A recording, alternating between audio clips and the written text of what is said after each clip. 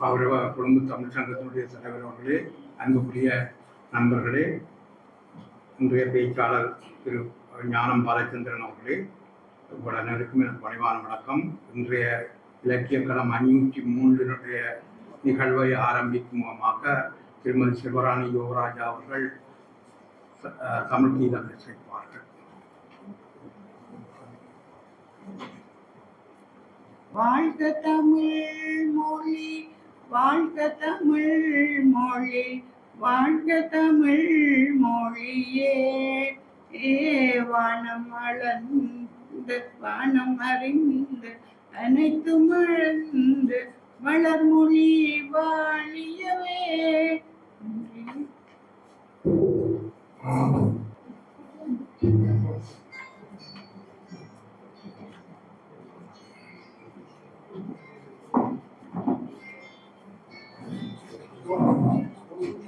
இன்றைய 503வது இலக்கிய களம் நிகழ்விலே சுந்தரம் மிளிரும் சுந்தரகாண்டம் என்ற தலைப்பிலே திரு ஞானம் பாலச்சந்திரன் அவர்கள் உரையாற்றி வந்திருக்கிறார்கள். இதில் என்னுடைய வகிபாகம், என்னுடைய ரோல்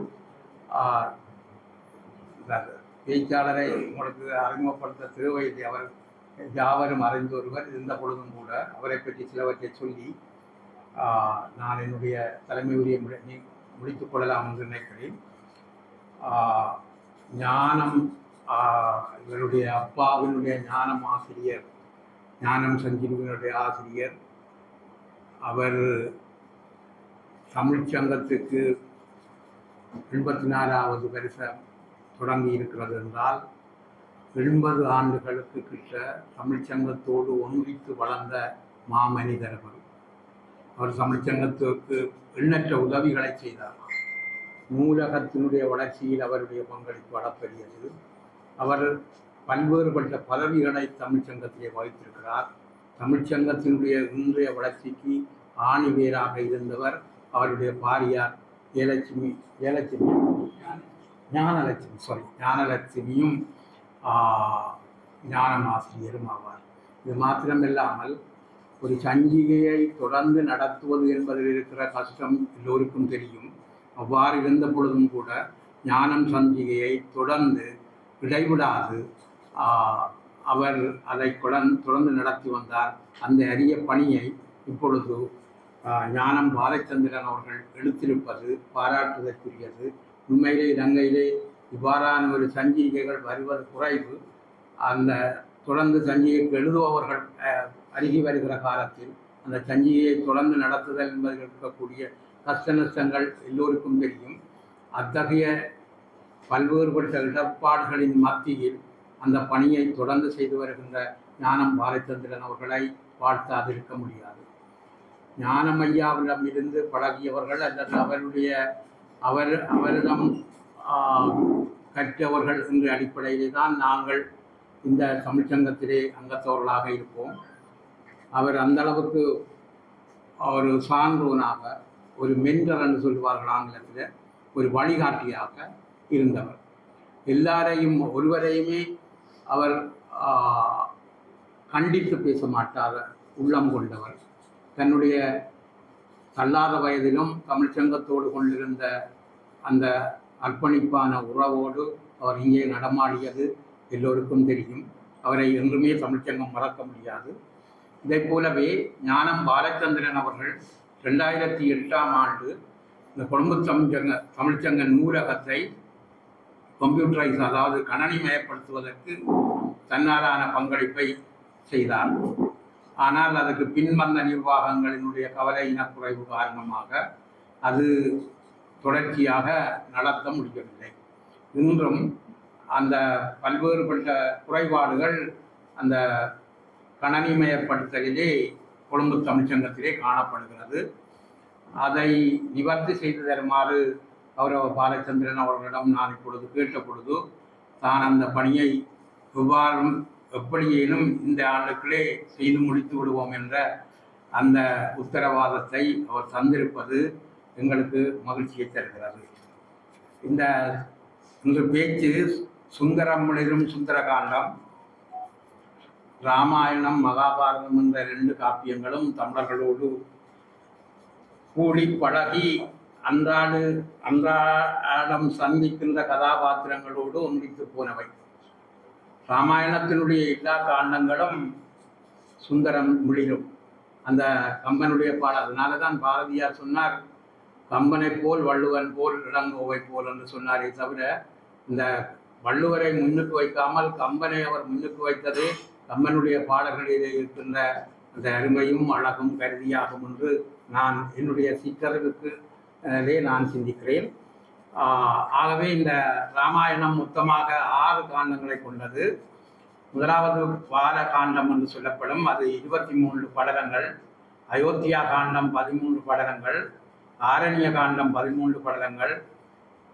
கிஷ்கிந்த காண்டம் 16 படலங்கள். சுந்தர காண்டம் 16 படலங்கள். யுத்த காண்டம் 39 படலங்கள். இந்த 6 இது வால்மீகி ராமாயணத்திலே வடமொழியிலே எழுதப்பட்டது. இந்த வால்மீகி ராமாயணத்திலே 7 காண்டங்கள் இருக்கிறது.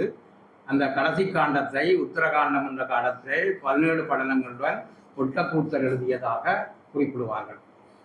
ஆகவே இந்த 7 காண்டங்களை கொண்டதிலே சுந்தர காண்டத்திலே காணப்படுகிற அந்த சுந்தரம் எழுதுகிற அந்த பகுதியை இன்று அந்த சுந்தரம் மிளிரும் சுந்தரகாண்டம் என்ற தலைப்பிலே எமது கௌரவத்துக்குரிய ஞானம் பாலச்சந்திரன் அவர்கள் இப்பொழுது உரையாற்றுவார்கள். அவர் உங்களுக்கு அந்த சுந்தரம் மிளிரும் சந்தர்ப்பங்களை எங்களுக்கு எடுத்து காட்டுவார் என்ற நம்பிக்கையுடன் உங்களிடமிருந்து விடைபெறுகிறேன். நன்றி, வணக்கம்.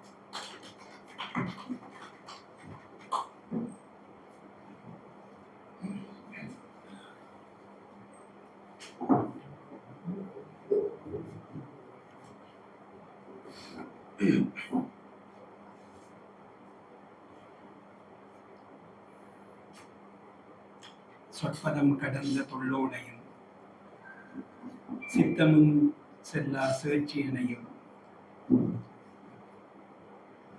மனதிலே உள்வாங்க முயற்சி செய்து கொண்டு அவை தலைவர் அவர்களுக்கும் தமிழ்ச்சங்க தலைவர் பேராசிரியர் அவர்களுக்கும் இலக்கிய குழு செயலாளர் திரு பொன்னுத்துரை அவர்களுக்கும் மற்றும் இங்கிருக்கின்ற தமிழ்ச்சங்க உறுப்பினர்கள், இலக்கிய ஆர்வலர்கள், அறிஞர்கள் அனைவருக்கும் என் இருகரம் கூப்பிய வணக்கங்கள்.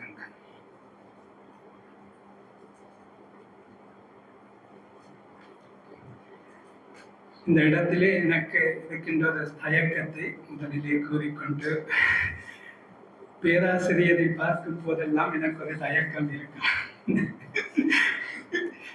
ஏனென்றால் அவரிடம் என்னுடைய தந்தையாரும் தாயாரும் மாணவர்கள் படித்தார்கள், பட்டம் பெற்றார்கள். அடியேனும் அவருடைய மாணவனாக அது படிக்க முயற்சி செய்தேன். ஆனால் அது கைகூடவில்லை. அது உண்மையாக என்னுடைய தவக்குறைவு என்றுதான் நினைக்கின்றேன். அவர் முன்னிலையில் இந்த இலக்கியம் பற்றி பேசும்போது எப்பொழுதுமே ஒரு தயக்கம் இருக்கின்றது. ஏற்படக்கூடிய குறைகளை பொதுத்தரவிட வேண்டும் என்று கேட்டுக்கொண்டு, பொன்னுத்துறை அவர்கள் கேட்டார், ஒரு தலைப்பொண்டு சொல்லுங்கோ இந்த இலக்கிய களம் என்று. நான் நினைக்கிறேன் இது 503வது இலக்கிய களம். தமிழ்ச்சங்கத்துக்கும் எனக்கும் நெருங்கிய தொடர்பு இருக்கின்றது. சில இலக்கிய களங்கள் செய்யக்கூடிய அமைப்பு எனக்கு கிடைத்திருக்கின்றது. ஆனால் சில தலைப்புகள் அவர்களாக கேட்டுக்கொள்வார்கள். சில நேரம் நாணயம் பற்றி ஐயா அவர்கள் செய்ய சொன்னார்கள். பிறகு என்னுடைய துறை சார்ந்து பாதாள உலகம் சைபர் கிரைம் பற்றி செய்ய சொன்னார்கள். அப்படியெல்லாம் செய்தது. சில நேரங்களில் இப்படி தலைப்பாக நீங்களா அப்படி சொல்லுங்கன்னு சொல்லும்போது எனக்கு பிடிச்ச தலைப்புகள் கொடுக்குறது வழக்கம். 15 வருஷத்துக்கு முதல்ல நான் நிற்கிறேன் ஒரு தலைப்பு, ஒரு இலக்கிய களம் செய்த ஞாபகம். ஸ்ரீ பாலஸ்ரீதரன் ஐயா அவர்கள் இந்த காலத்தில் ரகுவம்சம், காளிதாசன்டையும் அரசகேசரின்டையும் ரகுவம்சத்தை தொட்டு பார்த்த ஒரு ஞாபகம் இருக்கு.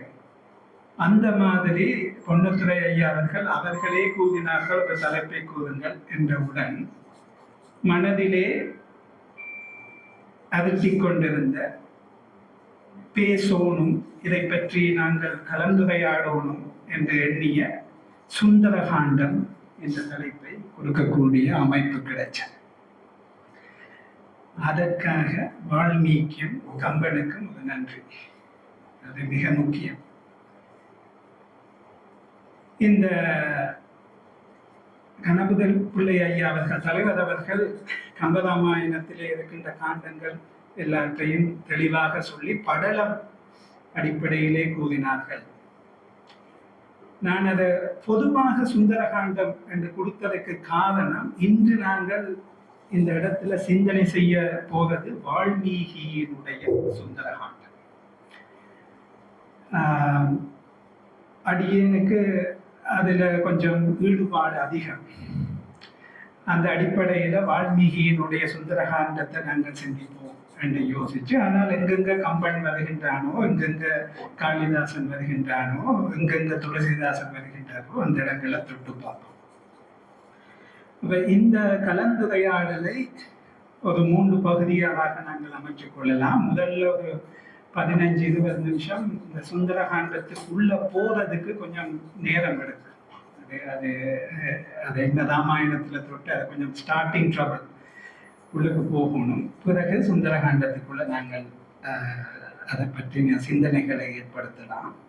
பிறகு நிறைவாக கலந்துரையாடல் என்ற அடிப்படையில் 3 பகுதிகளாக நாங்கள் அமைத்துக் கொள்ளலாம். எங்களுக்கு தெரியும், எங்களுக்கு இதிகாசங்களிலே பட்டியல் 2 என்று சில பேர் சொல்லுவினான், சில பேர் சிவரகசியத்தையும் சேர்த்து 3 என்று சொல்லுவினான். ஆனால் ராமாயணம் எங்கள் பகுதியில் இந்திய உபகண்ட பரப்பில், இந்திய உபகண்ட பரப்பை தாண்டி உலகளாவிய ரீதியிலே ஒரு அடையாளம் பெற்ற இதிகாசமாக, காவியமாக 400க்கும் மேற்பட்ட வடிவங்களிலே எங்களிடம் உலாவி வருகின்றது. ஆனால் வால்மீகிக்கு ஒரு தனி அடையாளம் கொடுக்கப்பட்டிருக்கு, அது ஆதி கவி. ராமாயணத்தை, வால்மீகி பாடின ராமாயணத்தை ஆதி காவியம். அது கம்பனும் ஒரு இடத்துல அவன் சொல்லிட்டு போவானது. அந்த ஆதி என்றதுக்கு பலவிதமான விளக்கங்களை கொடுத்து கொண்டு வருகின்றார்கள். பழமையானது, முன்னர் பாடப்பட்டது. ஏன் இந்த பாடலிந்த பாத அமைப்பையே வால்மீகி தான் வகுத்து கொடுத்தான் என்று, அதாவது ஒரு பாடல் 4 வரிகளாக இருக்க வேண்டும் என்ற பாத அமைப்பையே வால்மீகி தான் வகுத்து கொடுத்தான் என்று சொல்லப்படுகின்றது. வாங்கரும் பாதம் 4 வகுத்த வால்மீகி என்பான், தீங்கரும் செவிகளாத தேவரும் பதுகச் செய்வான். தேவர்கள் கூட பதுகக்கூடிய அளவு சுவையான இந்த வால்மீகி ராமாயணத்தை பாடியிருக்கின்றான் என்று கம்பன் சொல்லுவான். அதாவது வாங்கரும் பாதம் 4 வகுத்த, எப்படி பாடல்களை 4 வரியில பாடணும் என்று வகுத்தவன் வால்மீகி. இந்த நிகழ்வு கம்பராமாயணத்துல இல்லை. அது நீங்க வால்மீகி ராமாயணத்துல வாசிங்கன்னா முதல் 4 சர்க்கங்கள்ல இந்த நிகழ்வு வரும். அது நாங்கள் இன்னும் கொஞ்சம் நுணுக்கமா போன, அதாவது எங்களுக்கு தெரியும் சந்தங்கள் என்றதுக்கு ஒவ்வொரு பாடலுக்கும் வால்மீகி ராமாயணம் அனுஷ்டு சந்தம் என்று 32 அக்ஷரங்களாலான சந்தத்துல அமைக்கப்பட்டிருக்கு.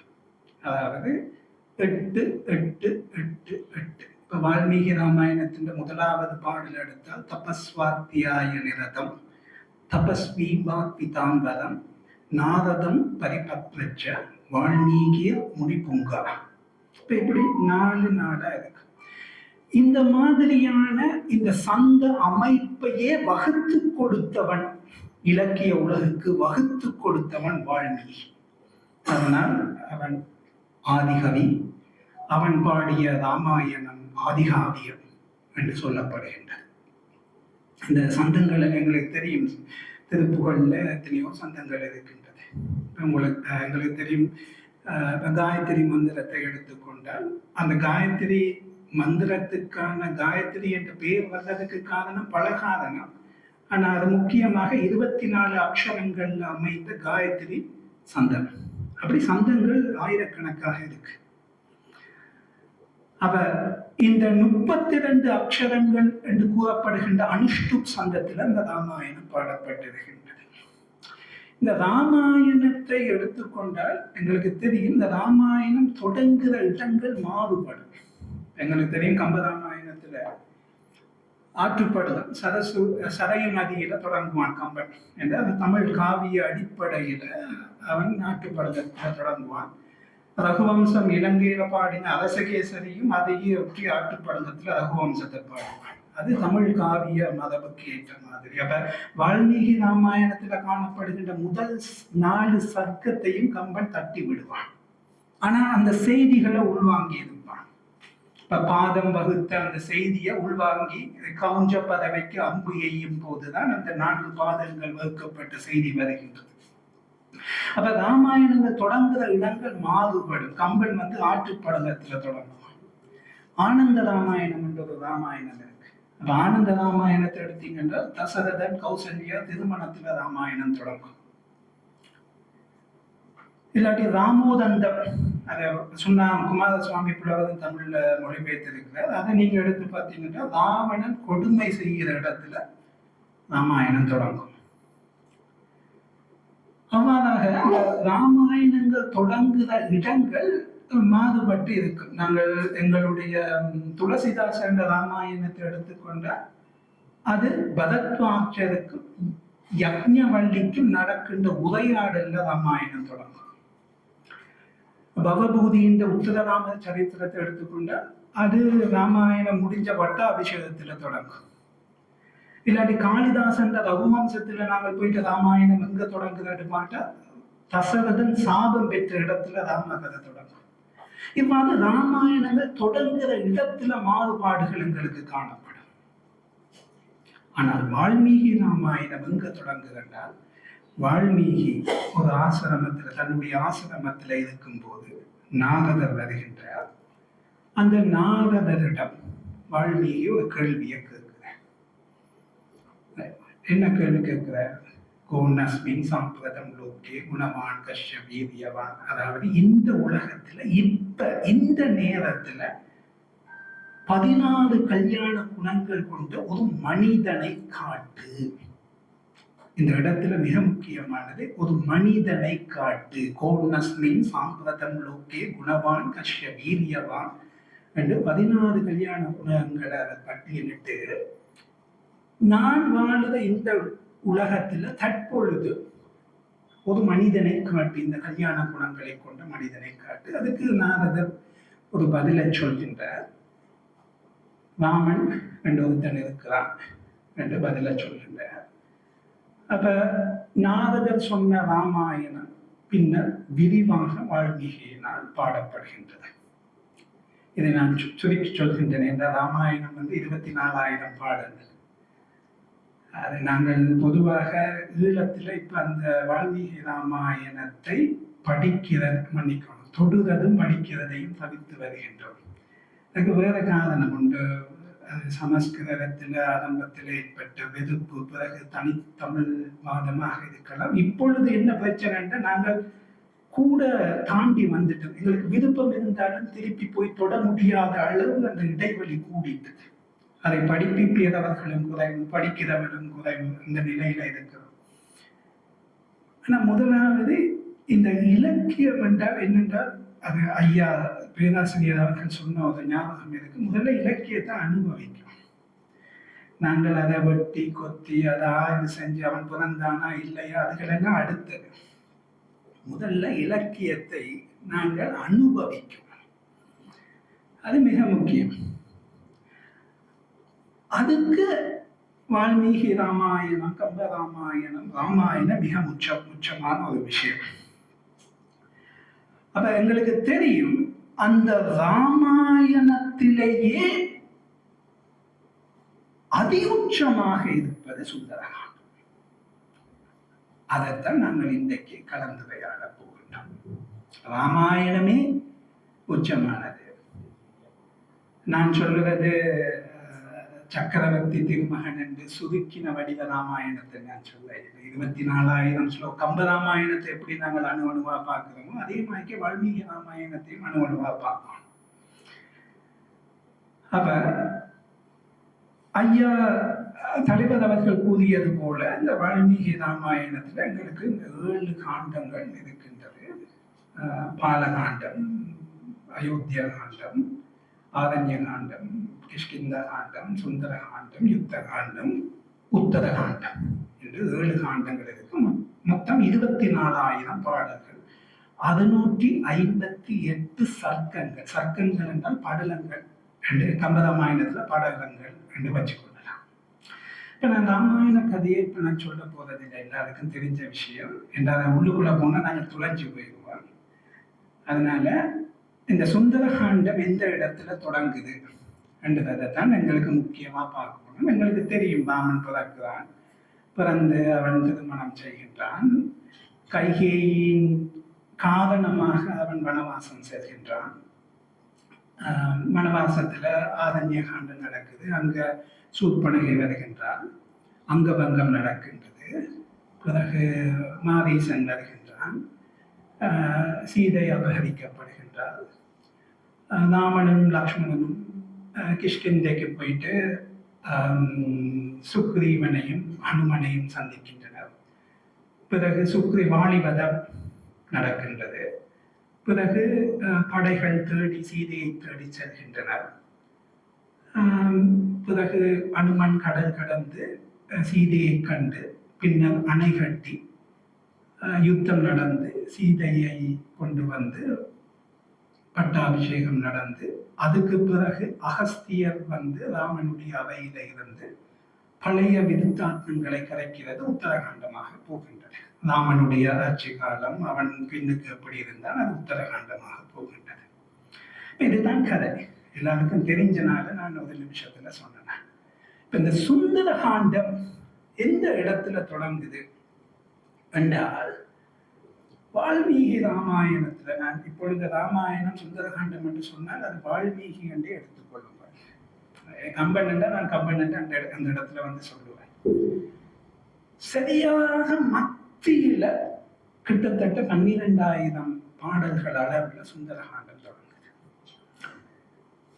அது வரைக்கும் எங்களுக்கு பாலகாண்டம் இருக்குது, அயோத்தியா காண்டம் இருக்குது, ஆரண்ய காண்டம், கிஷ்கிந்த காண்டம் முடிஞ்சு கணக்கா சுந்தரகாண்டம் சரியான சென்டர் பாயிண்ட்ல வால்மீகி கொண்டு வைப்பேன்.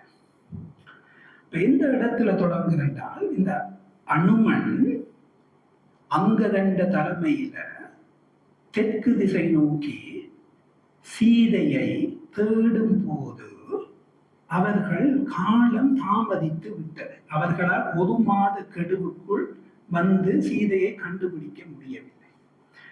ஆகவே தாங்கள் திரும்பி போனால் சுக்ரீவன் தங்களை கொலை செய்து விடுவான் என்ற அடிப்படையில தங்கள் உயிரை மாய்த்து கொள்ள நினைத்து வானரங்கள் அந்த இடத்துல கவலையாக இருக்கின்றன.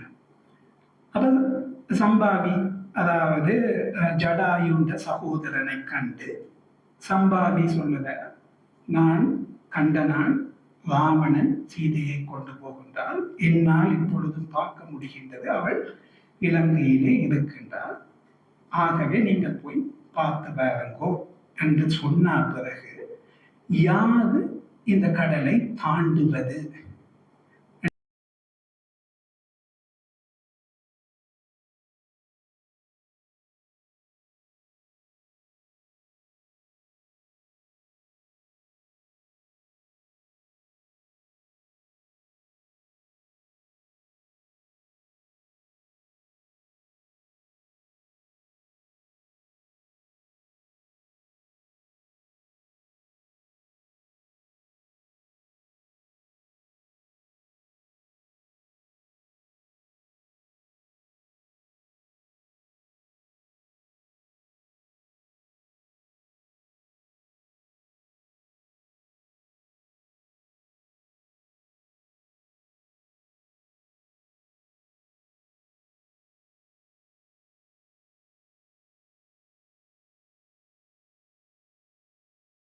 யானர்கள் குழப்பண்டு அவைகள் அனுபவிச்ச அளவுக்கு அளவே இல்லை.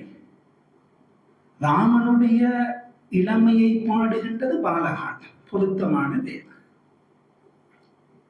அயோத்தியில கதை நடக்கும் போது அயோத்தியா மிக பொருத்தமான வேதம். காட்டுல ஆரண்யத்துல நடக்கும் போது ஆரண்ய காண்டம். சரி, கிஷ்கிந்தையில நடக்கும் போது கிஷ்கிந்தா காண்டம். யுத்தம் நடக்கும் போது யுத்த காண்டம். பின்னுக்கு நடக்கிற விஷயங்கள் உத்தர காண்டம். இது என்ன பொருத்தம் இல்லாம சுந்தர காண்டம் என்ற ஒரு பேரை வால்மீகி கொடுத்திருக்கிறார். வால்மீகி கொடுத்தத கம்பனும் அப்படியே உழுக்குவாங்க.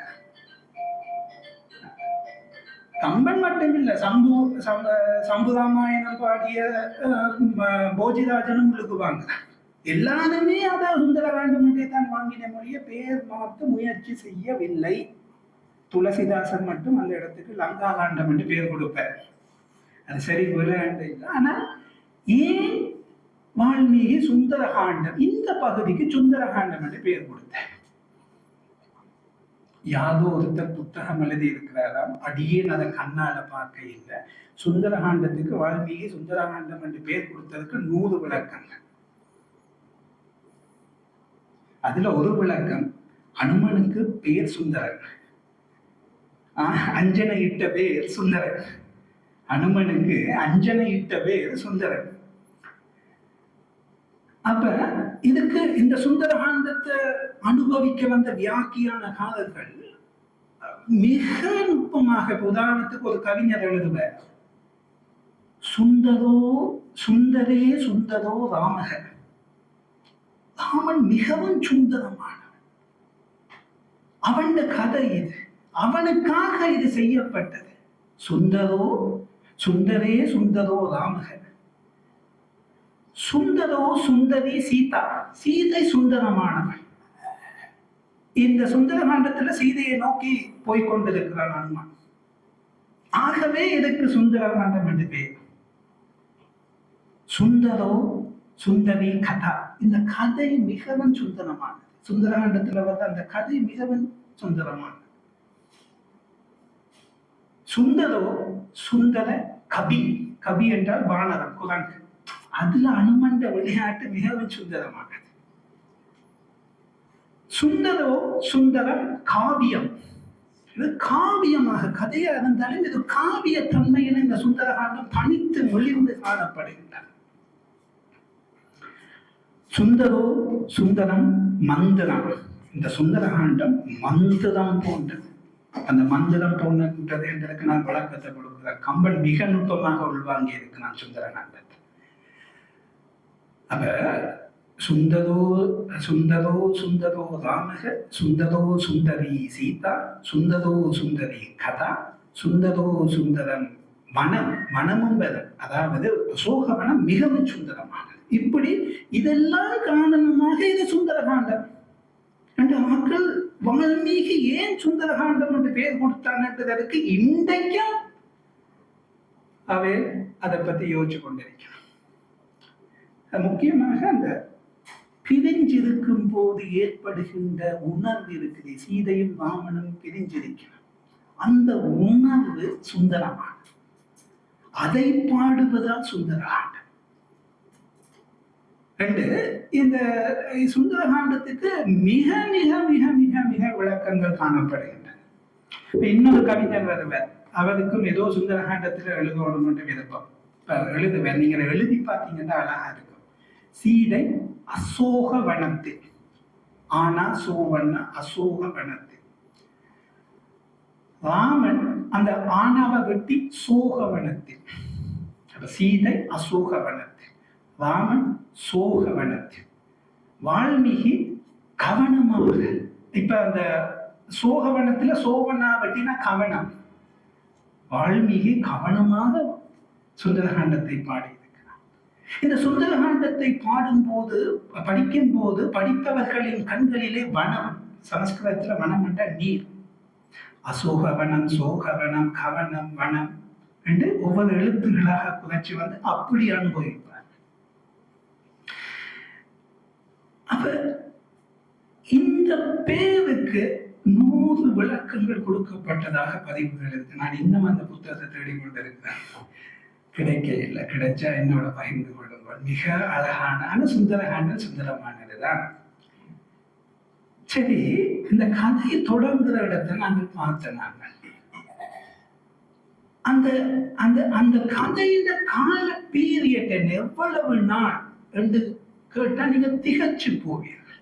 அது என்ன எவ்வளவு நாள்? எங்களுக்கு தெரியும், பாலகாண்டு 12 வருஷம் நடக்கும். ராமன் பிறந்தான், நாங்க 14 வருஷம் அவைகளுக்கு இது கிரியைகள் செஞ்சது. ராமன் பிறந்தான், ராமன் கல்யாணம் முடிச்சான் என்று 10-12 வருஷம் கதை நடக்கும் பாலகாண்டத்துல. அயோத்தியா காண்டத்துல மாதக்கணக்கான கதை நகர்ந்து போகும். அவன் ஆரண்யத்துக்கு போறது, பிறகு அங்க இருக்கிறது, இதே ஊர் மக்கள் எல்லாம் தேடி போறது என்று மாதக்கணக்குல கதை நடக்கும் அயோத்தியா காண்டத்துல. ஆரண்ய காண்டத்துல 10 வருஷத்துக்கு கதை நடக்கும். எவ்வாறு சீதையும் ராமனும் ஆரண்யத்துல இருந்தவன். கிஷ்கிந்தா காண்டத்துல 5ஆவது மாசத்துக்கு கதை நடக்கும். அதான் சுக்ரீவனுக்கு அரசாட்சி கிடைச்சி 4 மாதம் சதுர்மாசிய மாசத்துல அவை நடக்கிறது. அப்படி இந்த ஒவ்வொரு காண்டமும் கால பீரியட் எடுத்தீங்கன்னா மாத கணக்கு, வருஷ கணக்கு, யுத்த காண்டம் மாத கணக்கா நடக்கும். சுந்தர காண்டத்தின் கதை எவ்வளவு நாள் நடக்குது சொல்லுங்க பாபா? வெரி சிம்பிள், 1.5 நாள் கதை. அனுமான் பாஞ்சு இலங்கைக்கு போயிட்டு சீதை இருக்கிறான்னு பார்த்து திரும்பி பார்த்தா 1.5 நாளுக்கு வால்மீகி 2800 பாடல்களை வச்சு பாடியிருப்பேன். 1.5 நாள் கதைக்கு 2800 பாடல்கள் பாடினதுதான் சுந்தரகாண்டம். கம்பனும் 1000 கணக்கான பாடல்கள் அந்த சுந்தரகாண்டத்துல பாடியிருக்கு. அப்ப யோசிச்சு பாருங்க, 12 வருஷ பாலகாண்டத்துக்கு 2000 பாடல் பாடின வால்மீகி அனுமன் 1.5 நாள் விளையாட்டுக்கு 2800 பாடல் பாடியிருக்கு. அதுதான் சுந்தரகாண்டம். அது மட்டும் இல்லை, உங்களுக்கு அயோத்தியா பாலகாண்டத்தை எடுத்தா என்ன நடக்கும்? தசரதன்ட்ட கதை போகும், பிறகு ராமன்ட்ட கதை போகும். இப்ப ராமன் மிதிலையில போய் இருக்கும்போது தசரதன்ட்ட கதை போயிடும். வால்மீகி ராமன் அங்க நிப்பாட்டிட்டு இந்த இடத்துக்கு வந்துடுவேன், தசரதன்ட்டு வந்துடுவேன். அயோத்தியா காண்டத்தை எடுத்தீங்கன்னா கதை பல இடங்கள்ல போய் கொண்டிருக்கும். எங்க தசரதன்ட்ட போகும், கைகேயிட்ட போகும், சீதையிட்ட போகும், ராமன்ட்ட போகும். வால்மீகி எந்தெந்த இடத்துக்கு ஏத்த மாதிரி கதையை மூவ் பண்ணி கொண்டிருப்பேன். ஆரண்ய காண்டத்துல என்ன நடக்க போகுது? ஒவ்வொரு இடத்துல பரதன்ட்ட போகும், பிறகு அங்க கபந்தன்ட்டு போகும். ஒவ்வொரு இடமா கதை மூவ் பண்ணி கொண்டிருக்கும். கிஷ்கிந்தா காண்டத்திலேயும் அப்படித்தான். வாலிட்ட போகும், சுக்ரீவன்ட்ட போகும், லக்ஷ்மணன்ட்ட போகும். கதையை அவர் லொகேஷன் மாத்தி கொண்டிருப்பார் வால்மீகி. நம்ம இந்த கால தமிழ்ல சொல்லுறேன், லொகேஷனை மாத்தி கொண்டிருப்பார். யுத்த காண்டம் வெரி காம்ப்ளிகேட்டட். என்ன, அங்க இந்திரஜிட்ட போகும், ராவன்ட்ட போகும், விபீஷன்ட்ட போகும், ராமன்ட்ட போகும். கதை அப்படி சுழண்டு அடிச்சு போய் கொண்டிருக்கும். வால்மீகிக்கு சுந்தர காண்டத்துல இந்த விளையாட்டு செய்ய விருப்பம் இல்லை. மகேந்திர மலையில அனுமன் ஏறினோன்னு அது கேமராவை பிடிக்கிறார். அனுமனை நோக்கி அது கேமராவை பிடிக்கிறார். அந்த கேமராவை அனுமன் அசைவு அங்குல அசைவா எங்கெங்க அனுமன் போனானோ, எங்கெங்க அனுமன் சிந்திச்சானோ அந்த இடத்தை விட்டு நகரவே இல்லை.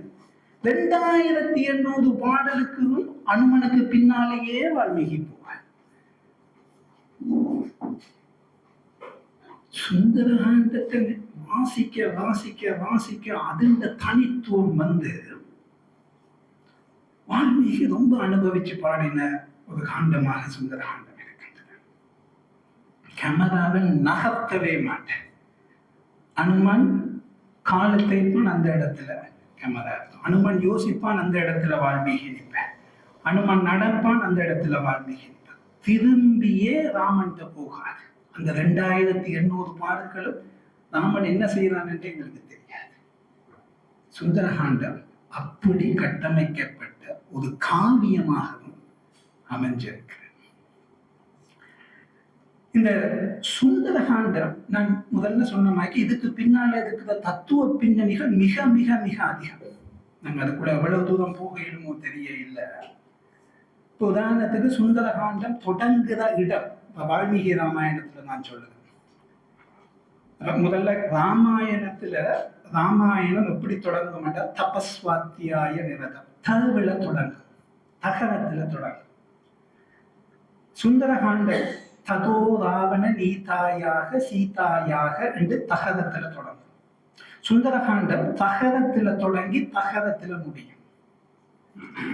எந்தெந்த இடத்துல முக்கியமான இடங்கள் வருகிறதோ அந்தந்த இடங்கள் எல்லாத்தையும் தகரத்துல வால்மீகி தொடங்கி இருப்பார். இப்ப எங்களுக்கு தெரியும், இப்ப கம்பன் உலகம் யாவையும் தாமுளவாக இந்த உலகம் என்று சொல்லுங்க தொடங்குகிறது, இல்லாட்டி வள்ளுவன் அகரம் என்று சொல்லுங்க தொடங்குது. இந்த மங்கள சொற்கள் என்று 23 சொற்கள் தமிழ்ல இருக்கு, அப்படியெல்லாம் வகைப்படுத்தப்பட்டிருக்கு. இந்த அதாவது இந்த எழுத்தொழிக்கு இருக்கிற வைப்ரேஷன்ஸ், அந்த அடிப்படையில இந்த தகரம் காதிய சாதக, அதாவது ஒரு காரியம் வெற்றி அடையணுமா இருந்தா அந்த சத்தம் தகரத்துல இருக்கு, தகவல இருக்கு. அப்ப சுந்தரகாண்டம் தகரத்துல தொடங்கி தகரத்துல முடியும். இதுதான் காயத்ரி காயத்ரி மந்திரமும் தகரத்துல தொடங்கும். தத் சவித்து என்று தகரத்துல தொடங்கும். ஏன்னா ஒவ்வொரு ஒளிக்கும் ஒரு வைப்ரேஷன்ஸ் இருக்கு. இது தனிக்கலை, நாங்கள் அதுக்குள்ள போகையில். அப்ப வால்மீகி எங்க எங்க எங்க பாயாசத்தை எடுத்து கொடுக்கிற இடத்துல ஓமகுண்டத்துல இருந்து தகரத்துல தொடங்கும். எங்க எங்க இந்த முக்கியமான இடங்களோ தகரம் காரிய சாதக, காரியத்தை சாதிக்க வல்ல சப்தம் என்ற அடிப்படையில தகரத்துல தொடங்கி இருப்பேன். இப்ப இதுக்கு பின்னால இருக்கிற தத்துவங்கள் மிக மிக மிக முக்கியமானது. அதாவது இதுக்கு வைஷ்ணவ பதமாக நிறைய தத்துவங்களை சொல்லுகிறோம். அதாவது பஞ்சேந்திரியங்களுக்குள்ளையும், அதாவது அக பஞ்சேந்திரியம், புற பஞ்சேந்திரியம், 10 பஞ்சேந்திரியங்களான ராவணனுக்குள்ள ஆத்மா என்ற சீதை சிறைப்பட்டிருக்கிறார். 10 தலை கொண்ட, அது வைஷ்ணவ பதமா ஒரு விளக்கம் இருக்கிறத நான் சொல்றேன். அதாவது அக இந்திரியங்கள், புற இந்திரியங்கள் என்று 10 இந்திரியங்களுக்குள்ள ஆத்மா சிறைப்பட்டிருக்கு. அந்த ஆத்மாவை அந்த பரமாத்மாவிடம் கொண்டு சேர்க்கும். அதுக்கு ஒரு குரு தேவைப்படுகின்ற. அந்த குருவாக வர்றவர் தான் அனுமான். அப்ப அந்த குரு அந்த ஆத்மாவிடம் போய் சொல்லுத, நீ ஒன்னும் பயப்படாத, அங்க பரமாத்மா இருக்கிற, பரமாத்மா உன்னை ஆட்கொள்வார் என்ற செய்தியை உள்ளடக்கி இருப்பது சுந்தரகாண்டம். இது தத்துவ அடிப்படையில இதுக்கான விளக்கங்கள் எவ்வளவோ போய்கொண்டிருக்கும். கம்பன் ஒரு நுட்பம் செய்வான், அதை சொல்ல சொல்ல சொல்ல மேசி இருக்கும். கம்பன் என்ன செய்வான் என்றால், இந்த சுந்தரகாண்டத்தை தொடங்குற இடத்துக்கு ஒரு படலத்துக்கு பேர் கொடுப்பான். அந்த பேர் கடல் தாவு படலம். அதாவது அனுமன் கடலை தாவுகின்ற அந்த படலத்தை கடல் தாவு படலம். அனுமன் இலங்கைக்கு போயிட்டு அதுகள் எல்லாத்தையும், சீதை எல்லாத்தையும் பார்த்து திருப்பி ராமனிடம் செய்தி சொல்லுற படலத்துக்கு ஒரு பேர் வைப்பான், திருவடி தொழு படலம். அதாவது சம்சாரம் என்ற கடலை தாண்டி திருவடி தொழு படலம். அத்தகைய தன்மையை கொடுக்க வல்லது இந்த சுந்தரகாண்டம் என்று நுட்பமாக கம்பன் படலத்தை கொண்டு பிரிச்சு வைப்பான். வால்மீகி பாடின பாடல்களை அவன் அங்கால எங்கேயால கொண்டு வர இல்லை. அவன் என்ன செய்வான்டா, அந்த சுந்தரகாண்டத்தின் முதல் படலத்துக்கு கடல் தாவு படலம், சம்சாரம் என்ற கடலை தாவுகின்ற முயற்சியில ஈடுபடுகின்ற ஒவ்வொரு ஆன்மாக்களும் திருவடி தொழு படலம், பரம்பொருளினுடைய அடியை சேருகின்ற படலம் என்று சுந்தரகாண்டத்தின் கடைசி படலத்துக்கு கொண்டு பேர் வைத்தான். அவன் செஞ்ச நுட்பம், அவன் வால்மீகிய உள்வாங்கின அளவு இந்த இடத்துல மிக நுட்பமாக உள்வாங்கியிருக்கிறார். அந்த தத்துவத்தின் சிகரமாக இருக்கிறது தான் சுந்தரகாண்டம். கடல் தாவி சம்சாரம் என்ற கடல் தாவி திருவடியை அடையக்கூடிய தன்மையை தரவல்லது சுந்தரகாண்டம். இதை கம்பனும் உள்வாங்கியிருக்கிறான். அதனாலதான் சுந்தரகாண்டத்துக்கு வரும்போது அவன் ஒரு கடவுள் வாழ்த்து பாடுவான். கம்பன் முதல்ல கடவுள் வாழ்த்து பாடிட்டான். ஒவ்வொரு காண்டத்திலையும் கடவுள் வாழ்த்து பாடுவான். சுந்தரகாண்டத்துல ஒரு கடவுள் வாழ்த்து பாடுவான். அலங்களில் தோன்றும் பொய்மை அறவு, அலங்களில் தோன்றும் பொய்மை அறவு பூதம் அஞ்சும் விளங்கிய தோற்றப்பாடு வீக்கமுற்று. அலங்களில் தோன்றும் பொய்மை அறவு விளங்கிய வேறுபாடு வீக்கமுற்று. அது என்ன? இந்த உலகமே இந்த பஞ்சபூதங்கள் இந்த விகாரங்களால் ஆனது. இந்த உலகமே இந்த பஞ்சபூதங்களான தோற்றத்தால் ஆனது. அந்த வீக்கமுற்ற வேறுபாடு கலங்குவது யாரை கண்டார்? அந்த மயக்கம் இல்லாமல் போவது யாரை கண்டார்? இப்போ உதாரணத்துக்கு இது கருப்பா தெரியுது என்று வைப்போம். பஞ்சபூதங்களால் ஆனது. இது கருப்பா தெரியுது. என்னுடைய கண்ணுக்கு இது கருப்பா தெரியுது. இது இந்த பாம்புண்ட கண்ணுக்கு பச்சையா தெரியும். நாயின்ற கண்ணுக்கு மஞ்சளா தெரியும். அப்ப இது என்ன கருப்பா மஞ்சளா பச்சையா? இது உண்மை. இது பஞ்சபூதங்களின் விகாரப்பாடு. இந்த பிரபஞ்சமே உலகமே பஞ்சபூதங்களின் விகார பாட்டால் ஆனது. இந்த தெளிவு கலங்குவது யாரை கண்டார்? அவர் என்றார். அவரை கண்டால் இந்த மாயை நீங்கும், மயக்கம் நீங்கும். அவர் என்றார். யார் என்ற அவர்? கைவில் ஏந்தி இலங்கை பொருத மறைகளுக்கு இறுதியாக வேதங்கள் என்ற முடிவாயிருக்கிறார். கம்பன் வைஷ்ணவத்துல நின்று வேதாந்தத்துல நின்று எந்த தத்துவம் என்றது அடுத்த கட்டம். அவன் சொல்லுவான், இந்த பஞ்சபூதங்களால் ஏற்பட்ட இந்த விகாரப்பாடுகள் நீங்கி கலங்குவது யாரை கண்டால் அவர் என்பர். யார் அந்த அவர்? கைவில் ஏந்தி இலங்கை பொருதார். இலங்கைக்கு போனாரை கைவில் ஏந்தி கொண்டு அந்த ராமன். அவர் எப்படிப்பட்டவர்? மறைகளுக்கு இறுதியாக வேதத்தின் பொருளாக அந்த கடவுள் வாழ்த்த சுந்தரகாண்டத்தில் வைப்பான் கம்பன். அதனாலதான் எங்களுக்கு தெரியும், 4 வேதங்களுக்கு மேல 5வது வேதமாக எங்களுக்கு மகாபாரதத்தை சொல்றது. வேதத்தின் கனியாக பழுத்த பழமாக வைஷ்ணவர்கள் பாகவதத்தை சொல்லுகிறார். 5வது வேதமாக மகாபாரதத்தையும் இந்த வேதத்தின் பழுத்த பழமாக பாகவதத்தையும் சொல்லுகிறார். ராமாயணத்தை என்ன சொல்லுகிறோம் என்றால், அது பழமோ 5வது வேதமோ 6வது வேதமோ இல்லை. வேதமே ராமாயணம்.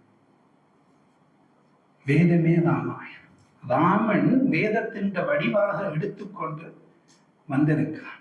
அதனால தான் கம்பன் சொல்லுவான், மறைகளுக்கு இறுதியாக. எங்க கொண்டு அந்த கடவுள் வாழ்த்த வைக்கிறாங்க என்றால் கம்பன் சுந்தரகாண்டத்துல வச்சு கடல் தாவு படலம் என்று பாடி திருவடி தொழுபடலம் என்று கம்பன் முடிப்பான். சுந்தரகாண்டத்தில் காணப்படும் தத்துவங்களை நாங்கள் எடுத்து கதைச்சு அதுக்கு நினைக்கிறோம் பொண்ணுத்துற ஐயா அவர்கள் அதுக்கு ஒரு மாசம்.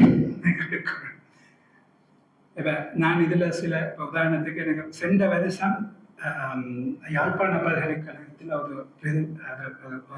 அடியனுக்கு ஒரு வாய்ப்பு கிடைச்சது. 9 நாட்கள் வால்மீகி ராமாயணத்தை 2 மணித்தியாலம் அது இந்து கலாச்சார இந்து அமைப்புகள் பீடமும் சைவ சித்தாந்த துறையும் ஏற்படுத்தி ஒவ்வொரு 9 தொடர் நாட்கள் வால்மீகி ராமாயணத்தை செய்யக்கூடிய அமைப்பு கிடைச்சது. இப்ப அதுல நாங்கள் பார்த்த விதம், அது பல்கலைக்கழகம் என்ற அமைப்பாளர் ஆய்வு பார்வை, ஒப்பிட்டு பார்வை, தத்துவ பார்வை என்ற அடிப்படையில் அதுகள் போனது. அந்த அந்த அடிப்படையில சொல்லுது என்ன, இந்த ராமாயணத்துல காணப்படுகின்ற சுந்தரகாண்டத்துல இருக்கிற தத்துவங்கள். இப்ப உதாரணத்துக்கு, ஏன் ராமன் கணையாளியை கொடுக்கின்றான், ஏன் சீதை சூடாமணியை கொடுக்கின்றான், அதுக்கே பெரிய தத்துவங்களை வியாக்கியானமாக எடுத்து சொல்லி. பதம் முதலின் அபயகரம் கணையாளி, ஆத்மாவின் திருவடி தொழு சூடாமணி, அதனாலதான் அவள் சூடாமணியை கொடுக்கிறான். இப்படி இந்த இந்த இந்த நுட்பங்களுக்குள்ளால தத்துவங்களை பார்க்கிறது தனி விரிவாக விரிஞ்சு கொண்டு போகும். அப்ப இந்த சுந்தரகாண்டம் எங்களுக்கு தெரியுது, அதுக்கு பேர் தனித்துவமானது, கதை தனித்துவமானது, வால்மீகி எடுத்து கூறின விதம் தனித்துவமானது. இப்ப நான் பொது இடத்தை மட்டும் நேரத்தின் அடிப்படையில நான் வால்மீகி ராமாயணத்துல 68 சர்க்கங்கள் காணப்படுகின்றது. அதோட முதலாவது சர்க்கம் இந்த கடல் தாவு படலம், கம்பன் பாடின கடல் தாவு படலம். அதுல எப்படி கொஞ்சம் பாடல்களை வால்மீகி பாடி இருக்கிறார் என்றதை நாங்க பார்ப்போம், என்று அதை அனுபவிக்கிறதுக்கு. இப்ப முதல்ல அனுமன் இந்த மகேந்திர மலையில ஏறி நின்று கொண்டு இப்ப அவனுடைய மனநிலை நன்றாக காட்டப்படுகின்றது. இப்ப அவன் போகணும் என்றோன்னா மனதை தயார்படுத்துகின்றான் அனுமன். அவன் என்னென்று தயார்படுத்துகின்றான்? முதலிலே யானை மாதிரி அந்த இடத்துல நடக்கிறான், சிங்கம் மாதிரி வடக்கும் தெற்கும் நடந்து கொண்டிருக்கின்றான், எருது மாதிரி கழுத்தை உயர்த்தி அவன் திடம் கொள்கின்றான். அவன் மனதாலே முதல்ல இலங்கைக்கு சென்று விட்டான். இதெல்லாம் வால்மீகி எழுதி கொண்டு வர பிறகு அந்த இடத்துல அனுமன் வணக்கத்தை செலுத்த, அந்த வணக்கம் செலுத்துற முறையே ஒரு லிஸ்ட் ஒன்று போகும். யார் யாருக்கு எப்படி அவர் வணக்கம் சொல்லுவார், எந்த ஓடதுல வணக்கம் சொல்லுவார். தன்னுடைய வாயுவுக்கு அகப்பனாருக்கு வணக்கம் சொல்லுகின்றார், குருநாதனான சூரியனுக்கு வணக்கம் சொல்கின்றார். அந்த வணக்கம் எத்தனை பேருக்கு ஒரு காரியத்தை தொடங்கும் போது எப்படி வணக்கம் சொல்கின்றார் அதெல்லாம் சொல்லிட்டு, இப்ப மலையில அவர் காலை ஊண்டுதான்.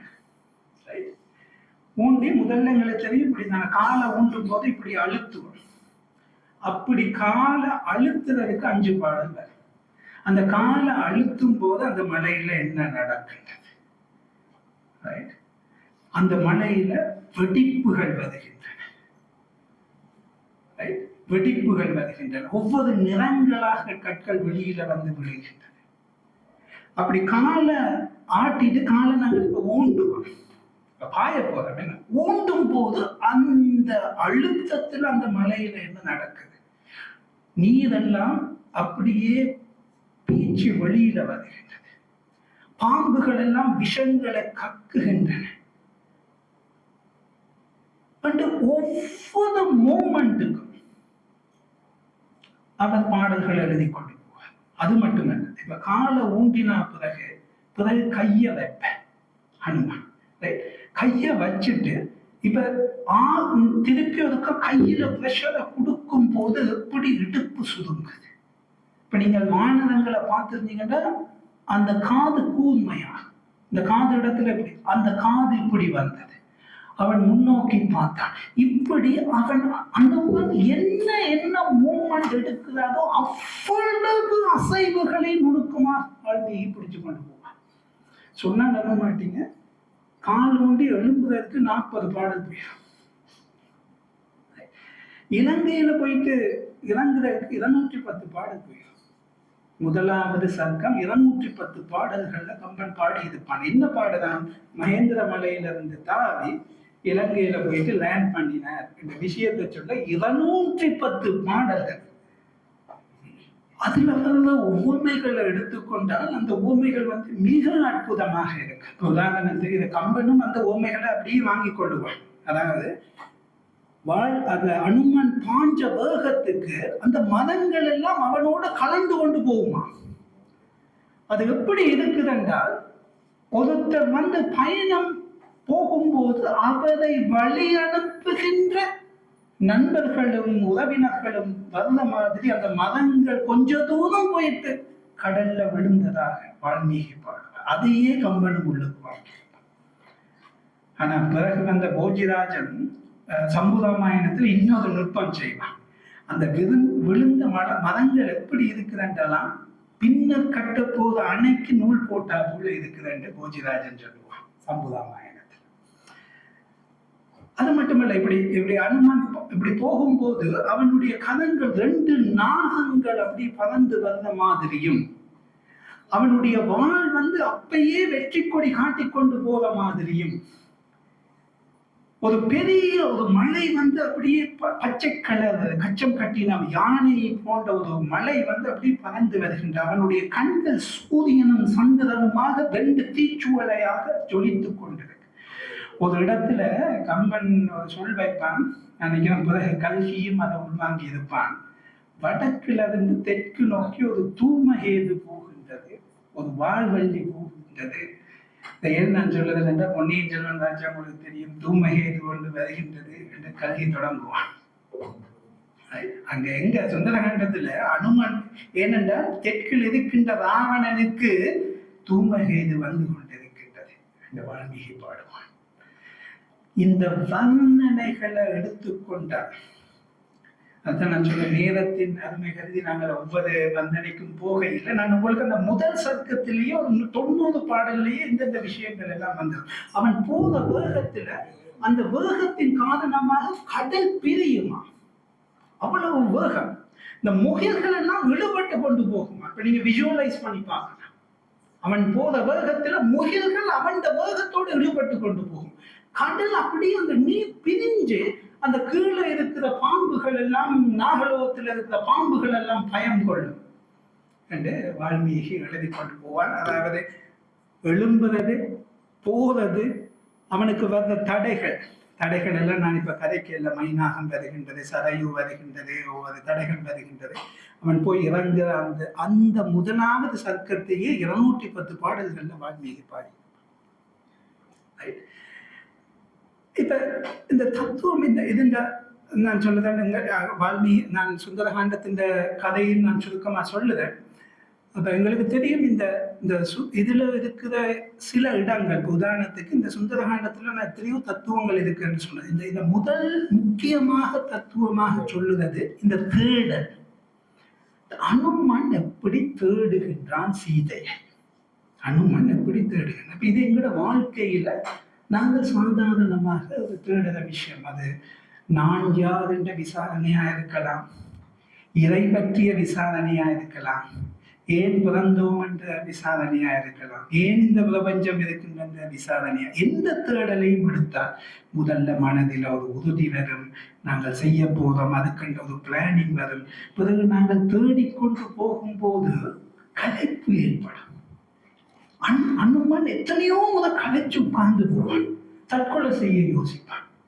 ஐயோ என்னால் முடியாது, எங்க சீதையை காணவில்லை, நான் இப்படி திருப்பி ராமன்ட்ட போறது. அந்த தேடல, அது மட்டுமல்ல, தேடின இடத்தை திருப்பி தேடுவான்.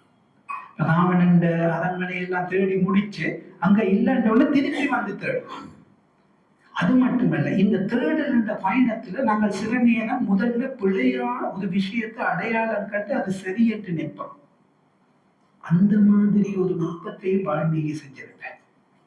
8வது சர்க்கத்துல சீதையை கண்டு, ராவணனுடைய அரண்மனையில சீதையை கண்டு அனுமன் பெரிய சந்தோஷம் அடைவான். நான் எப்படி சொல்வேன்னா, அந்த தூண் ஒன்று இருக்கும், தூணுல எப்படி குரங்குகள் ஏறி குதிக்குமோ அப்படி ஏறி எல்லாம் குதிச்சு தன்னுடைய வாளை எடுத்து முத்தம் எல்லாம் கொடுப்பாருங்க. அது என்னன்னா, அது சீதை இல்லை, மண்டோதரி. மண்டோதரியை சீதை என்ற தேடலில் முதலாவதாக பிழையாக அடையாளம் கண்டு அது பிழை என்று தெளிந்து மீண்டும் தேடுறது. இந்த தேடல் என்ற வாழ்க்கை, இந்த தேடலை சுந்தரகாண்டம் திருப்பி திருப்பி திருப்பி திருப்பி வாசிக்க அதில் காணப்பட்டிருக்கிற விஷயங்கள் ஒவ்வொன்றா பட்டு கொண்டிருக்கு. எப்படி நாங்கள் எங்களோட வாழ்க்கையில தேடல்கள் செய்யலாம். அது ஆன்மீக தேடலாகவும் இருக்கலாம், பொருளாதார தேடலாகவும் இருக்கலாம், மிக நுட்பமாக அந்த தேடலை காட்டியிருப்பார். அவர் கடைசியில ஓன்று போகும் போது இனி தேடுவதற்கு ஒன்றுமில்லை ரெண்டும் போது 14வது சர்க்கத்தில் அசோகவனம் தெரியும். தேடாத ஒரு இடம், அந்த இடத்துல போய் தேட முயற்சி செய்வார்.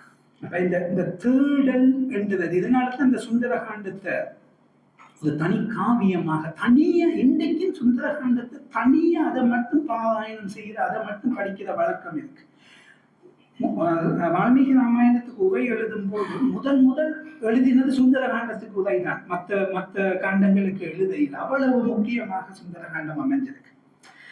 இதுல சில பேர் உதாரணத்துக்கு ஒரு இடத்தை சொல்லுதன், சில வியாக்கியானகாரர்கள், எங்களுக்கு அதில் பரிச்சயமே இல்லை, எங்களுக்கு தெரியும் சிவஞான முனிவர், எங்களுக்கு தெரியும் மாபாடியம் எழுதின சிவஞான முனிவர், அவருக்கும் கம்பராமாயணத்துக்கும் கூட ஒரு தொடர்பு இருக்கு.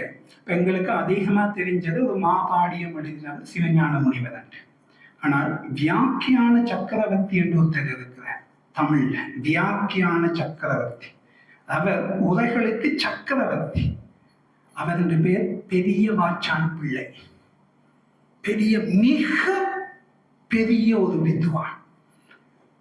அவர் எழுதுற உரைகள் அதை ஜீரணிக்கிறது, இப்படியா எல்லாம் யோசிக்கிறானா என்று அந்த வியப்பு தான் அந்த உரையில நிற்கும். இப்ப ஏன் சொல்லுறேன் என்றால், அவர் தனிச்சுலோக ராமாயணம் என்று ஒரு 30 ராமாயணத்துல 35 பாடலுக்கு எடுத்து உரை எழுதியிருக்கிறார். 2400 பாடல்ல 34 பாடலுக்கு எடுத்து உரை எழுதியிருக்கிறார். ஒவ்வொரு பாடலுக்கும் உரை எழுதுவர் ஒரு 70 பக்கத்துல. இப்ப ஏன் சொல்லுங்க, சுந்தரகாண்டத்துல ஒரு இடம் வரும், ராவணன் வருவான். 18வது சர்க்கத்துல ராவணன் சீதைட்ட வருவான். வரும்போது சீதை ஒரு புல்லை உடைச்சு போடுவான். ஒரு புல்லை உடைச்சு அவனுக்கு முன்னால போட்டுட்டு 2 பேருண்ட உரையாட தொடங்கும். அந்த புல்லை ஏன் போட்டால் என்றதற்கு பெரிய வாச்சான் பிள்ளை எழுத தொடங்குவேன். 35 காரணம் எழுதுவேன். 35 காரணம் எழுத, அந்த புல்லை ஏன் சீதை போட்டார்? வல்லவன் ஒரு மன்னன், சீதைக்கு ஒரு ஆசனம் இல்லை, புல்லை ஆசனமாக பயன்படுத்தினான். வல்லவன் ஒரு அந்நியனுக்கு ஆசனம் கொடுக்கும், ஆகவே அந்த புல்லை ஆசனமாக போட்டான். ராவணா, நீ எனக்கு புல்லுக்கு சமமானவன் என்று சொல்லுறதுக்காக புல்லை எடுத்து போட்டான். ராவணா, உன்னுடைய தலையை நான் புல்லை கிள்ளியது போல் ராமன் கிள்ள போகின்றான் என்று புல்லை எடுத்து போட்டான். ஒரு ஆடவனுடன் நேராக பேசக்கூடாது என்பதற்காக புல்லை போட்டு புள்ளி கூடாக சீதை பேசினான். ராவணா, நீ தந்த விஷயங்கள் எல்லாம் எனக்கு புல்லுக்கு சமமானவை என்பதற்காக புல்லை எடுத்து போட்டான். ராவணா, நீ தொடர்ந்து செய்வாயானால் அலைகள் கடலிலே அகப்பட்ட புல்லாக அலைகளிய போதாய் என்பதற்காக புல்லை எடுத்து போட்டான். என்ற ஞாபகத்துல இருக்கிற 5வது சொன்ன 35 எழுதுவேன். ஏன் சீதை அந்த புல்லை எடுத்து போட்டார்? அதனாலதான் அவர் வியாக்கியான சக்கரவர்த்தி பெரிய வாச்சான் பிள்ளை. பெரிய வாச்சான் பிள்ளை இந்த ராமாயணங்கள் வாசிக்கிறது தனி சுகம். அதுக்கு ராமாயணத்தை வாசி தயார்படுத்தி கொண்டு நாங்கள் அதுக்கு போவோம். அதே மாதிரிதான் பாலகாண்டத்துல ஒரு இடம்பெறும், விஸ்வாமித்திரர் போயிட்டு பாலகாண்டத்தை விடுவோம். அப்ப இந்த நான் சொல்ல சுந்தரகாண்டத்தை எப்படியெல்லாம் அனுபவிப்பார்கள், அனுபவித்து இருக்கின்றார்கள் என்பதற்காக நான் ஒரு உதாரணம் சொன்னேன் என்றால், இந்த மாதிரி விஷயங்கள் பெரிய வாச்சான் பிள்ளை மிக முக்கியமானது. இந்த ராமாயணத்தை முக்கியமாக எனக்கு கொஞ்சம் வால்மீகி ராமாயணம் வாசிச்ச ஈடுபாடுல சொல்லுறேன். இந்த ராமாயணத்தை வால்மீகி எப்படி எழுதியிருக்கிறார், கட்டமைச்சிருக்கிறார் என்றதே ஒரு நுட்பம் அனுபவிக்கக்கூடியது. நான் இப்ப சொன்னேன், 18வது சர்க்கத்துல ராவணன் சீதையை பார்க்க வருவான். இந்த 18வது சர்க்கம் இருக்குது. அதுக்கு பிறகு போய் பார்த்தா அது தந்த விஷயங்கள் மெய்சில் இருக்க வைக்கின்றது. இப்ப எங்களுக்கு தெரியும் 18 மிக முக்கியமான ஒரு எண். அதாவது 18 புராணம், 11 புராணம், 11 உபபுராணம், 11 மேல்கணக்கு, 11 கீழ்கணக்கு, இன்னும் எல்லாம் 15 சித்தர்கள் எல்லாம் 18ல வரும்.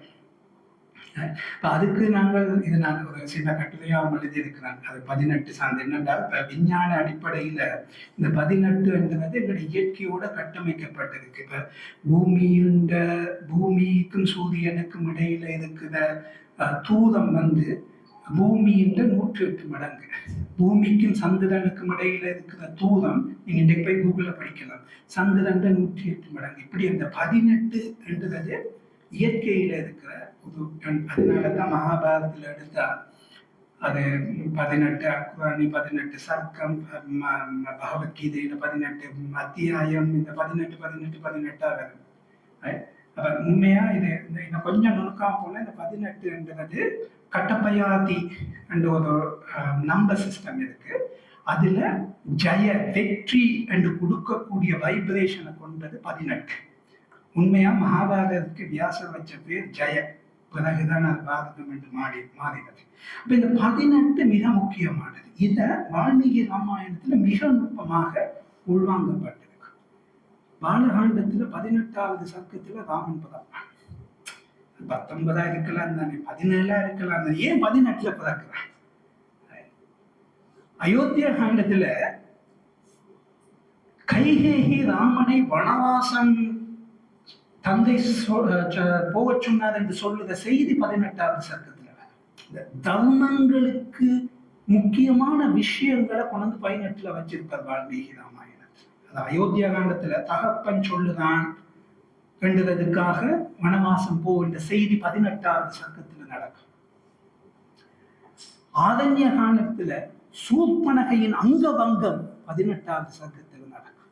எப்படி சூர்பனை பிறன்மனையை நாடி அது ஒரு பெண்ணின் அங்கபங்கம் செய்யறது தர்மத்துக்கு ஒவ்வானாதா என்ற பிரச்சனையான விஷயத்தை 18வது சர்க்கத்துல வச்சிருப்பார் வால்மீகி. கிஷ்கிந்தா காண்டத்துல வாலியும் ராமனும் உரையாடுறது. இன்றைக்கும் வாலிவத பிரச்சனை போய் கொண்டிருக்கு. ஆனா வால்மீகி ராமாயணம் பார்த்தா அதுல பிரச்சனையே இல்லை, ரொம்ப தெளிவா அதுக்கு விட இருக்கு. ஏன் ராமன் வாலியை கொண்டான், யாரும் வாசிக்கிறது இல்லையா, அதுதானே பிரச்சனை. நான் இப்ப அந்த இடத்தோட இல்லை. நீங்க வால்மீகி ராமாயணத்தை நான் சொல்லுறேன், சக்கரவர்த்தி திருமகன் நான் சொல்ல இல்லை, சோவுண்ட ராமாயணம் நான் சொல்லுறேன். வால்மீகிட்ட 24,000 ராமாயணத்தை எடுத்து பார்த்தீங்கன்னா வாலியே ஏன் ராமன் கொண்டான்ட்டு ராமனே அதுக்கு ஆன்சர் பண்ணுதான். ஆனா கம்பராமாயணத்துல நீ ஏன் என்னை கொண்டா என்று வாலி கேட்கும் போது அந்த இடத்துல லக்குவணன் பாஞ்சு பதில் சொல்லுவான். இந்த பகுதி வால்மீகி ராமாயணத்துல இல்லை, அங்க ராமன் தான் பதில் சொல்றான். அந்த பதில் என்ன என்றது நாங்க இப்ப தொட்டா சுந்தரத்துல நிக்க இயலாது. அது கிஷ்கிந்தா காண்டத்துல. அதே மாதிரி எங்களோட சுந்தரகாண்டத்துல இந்த புறன்மனை ராவணன் வருகின்ற அந்த சந்தர்ப்பத்தை, சீதையை நோக்கி வருகின்ற அந்த சந்தர்ப்பத்தை கொண்டு 18வது சர்க்கத்துல வைப்பேன். யுத்த காண்டத்துல விபீஷணன் சரணாகதி கேட்கிறத ராமன் ஏற்றுக்கொள்ளுறத எங்க இந்த தர்மத்தின் கேள்விகள் எழக்கூடிய சந்தர்ப்பங்களை 18வது சர்க்கத்துல கொண்டு வைப்பேன். இந்த ராமாயணம் எப்படி கட்டமைக்கப்பட்டிருக்கிறது என்று பார்க்கிறதே தனி சுகானுபவம். அப்ப இந்த சுந்தரகாண்டத்துல நான் சொன்னா எப்படியான விஷயங்கள், உதாரணத்துக்கு அந்த புல்லை உடைத்து போட்ட உடனே எப்படி ஒரு வியாக்கியான சக்கரவர்த்தி வியாக்கியானத்தை சொல்கின்றார். இப்படி சில சுந்தரங்களை, சில அலைகளும் நாங்கள் இன்றைக்கு தொட்டு காட்டலாம். அடுத்தது இந்த ஹனுமன், இந்த ராமாயணத்தின் படி ஹனுமன் ராமன் திருப்பி போகும்போது ஹனுமன் வரமாட்டேன் என்று சொல்லிட்டான். ஏனென்றால் ராமா, உன்னுடைய கதைகள் எங்க சொல்லப்படுகிறதோ அந்த இடத்துல நான் போயிருந்து கேட்க விரும்புகிறேன். ஆகவே நான் இங்கேயே இருக்கிறேன். அதனாலதான் அது மிக பிரபல்யமான ஒரு கூட்டு இருக்கு. யத்திர யத்திர ரகுநாத கீர்த்தனம் தத்திர தத்திர கிருதமஸ்த காஞ்சினம் பாஷ்பதவாதி பரிபூர்ண லோச்சனம். அதாவது எங்கெங்கெல்லாம் ராமண்ட கதை சொல்லப்படுகின்றதோ அந்தந்த இடத்துல எல்லாம் அனுமன் கண்ணீர் மல்கி அந்த இடத்துல இருப்பான். யத்ர யத்ர ரகுநாத கீர்த்தனம் தத்ர தத்ர கிருதமஸ்த காஞ்சலி. இன்றைக்கும் இன்றைக்கும் ராமாயண பாராயணம் சொல்லப்படுகின்றது என்றால் அனுமனுக்கு ஒரு இருக்கையை போட்டா பிறகுதான் ராமாயணம் இன்றைக்கும் பேசப்படுகின்றது. அந்த மரபுல வந்த அடிப்படையில் அத ராமாயண கதையை கேட்க விருப்பம் அனுமனுக்கு. ஆனால் சுந்தரகாண்டத்துல அனுமனே ராமாயண கதையை சொல்லுவான், ராமண்ட கதையை சொல்லுவான். அப்ப சீதை தற்கொலை செய்ய போகின்றார் என்ற நிலை வந்தவுடன் ராவணன் அவன் திரும்பி போனோன்னு சீதை தன்னுடைய உயிரை மாய்த்து கொள்ள விளைவார் சுந்தரகாண்டத்தில். அப்ப இப்ப எப்படி அந்த சீதையோட இந்த உரையாடலை தொடங்குவது? அப்ப அந்த இடத்துல மிக நுட்பமா போகும். நான் எந்த மொழியில கதைக்கணும், அதாவது இலக்கண சம்ஸ்கிருதத்துல கதைக்கணுமா, சரள சம்ஸ்கிருதத்துல கதைக்கணுமா, குரங்கு பேசுதேன்னு சீதை நிற்பாளே என்றெல்லாம் யோசிச்சு அவன் அது முடிவெடுப்பான். கடைசியில் அவன் என்ன முடிவெடுப்பான் என்றால், தசரதன் என்று ஒரு அரசன் இருந்தான் என்று ராமனுடைய சரித்திரத்தை அந்த மரத்திலிருந்து சொல்ல தொடங்கும் அனுமன். அப்ப இந்த ராமனை பத்தி யாரப்பா இந்த இடத்துல பேசுறது என்று சீதை முதல்ல அந்த இடத்துல நின்று நிதானித்து யோசிக்க தொடங்குவான். அப்படி எவ்வளவு நுட்பமாக அந்த அந்த தொடர்பாடலை அனுமன் ஏற்படுத்துகின்றான் என்று பாருங்க. அப்ப ராமனுடைய சரிதரத்தை, அதாவது தசரதன் என்றொரு மன்னன் இருந்தான் என்று தொடங்கி சீதை அபகரித்து செல்லப்பட்ட விஷயம் வரை அனுமன் சொல்லிக் கொண்டு வருவான் ராமகாதையை.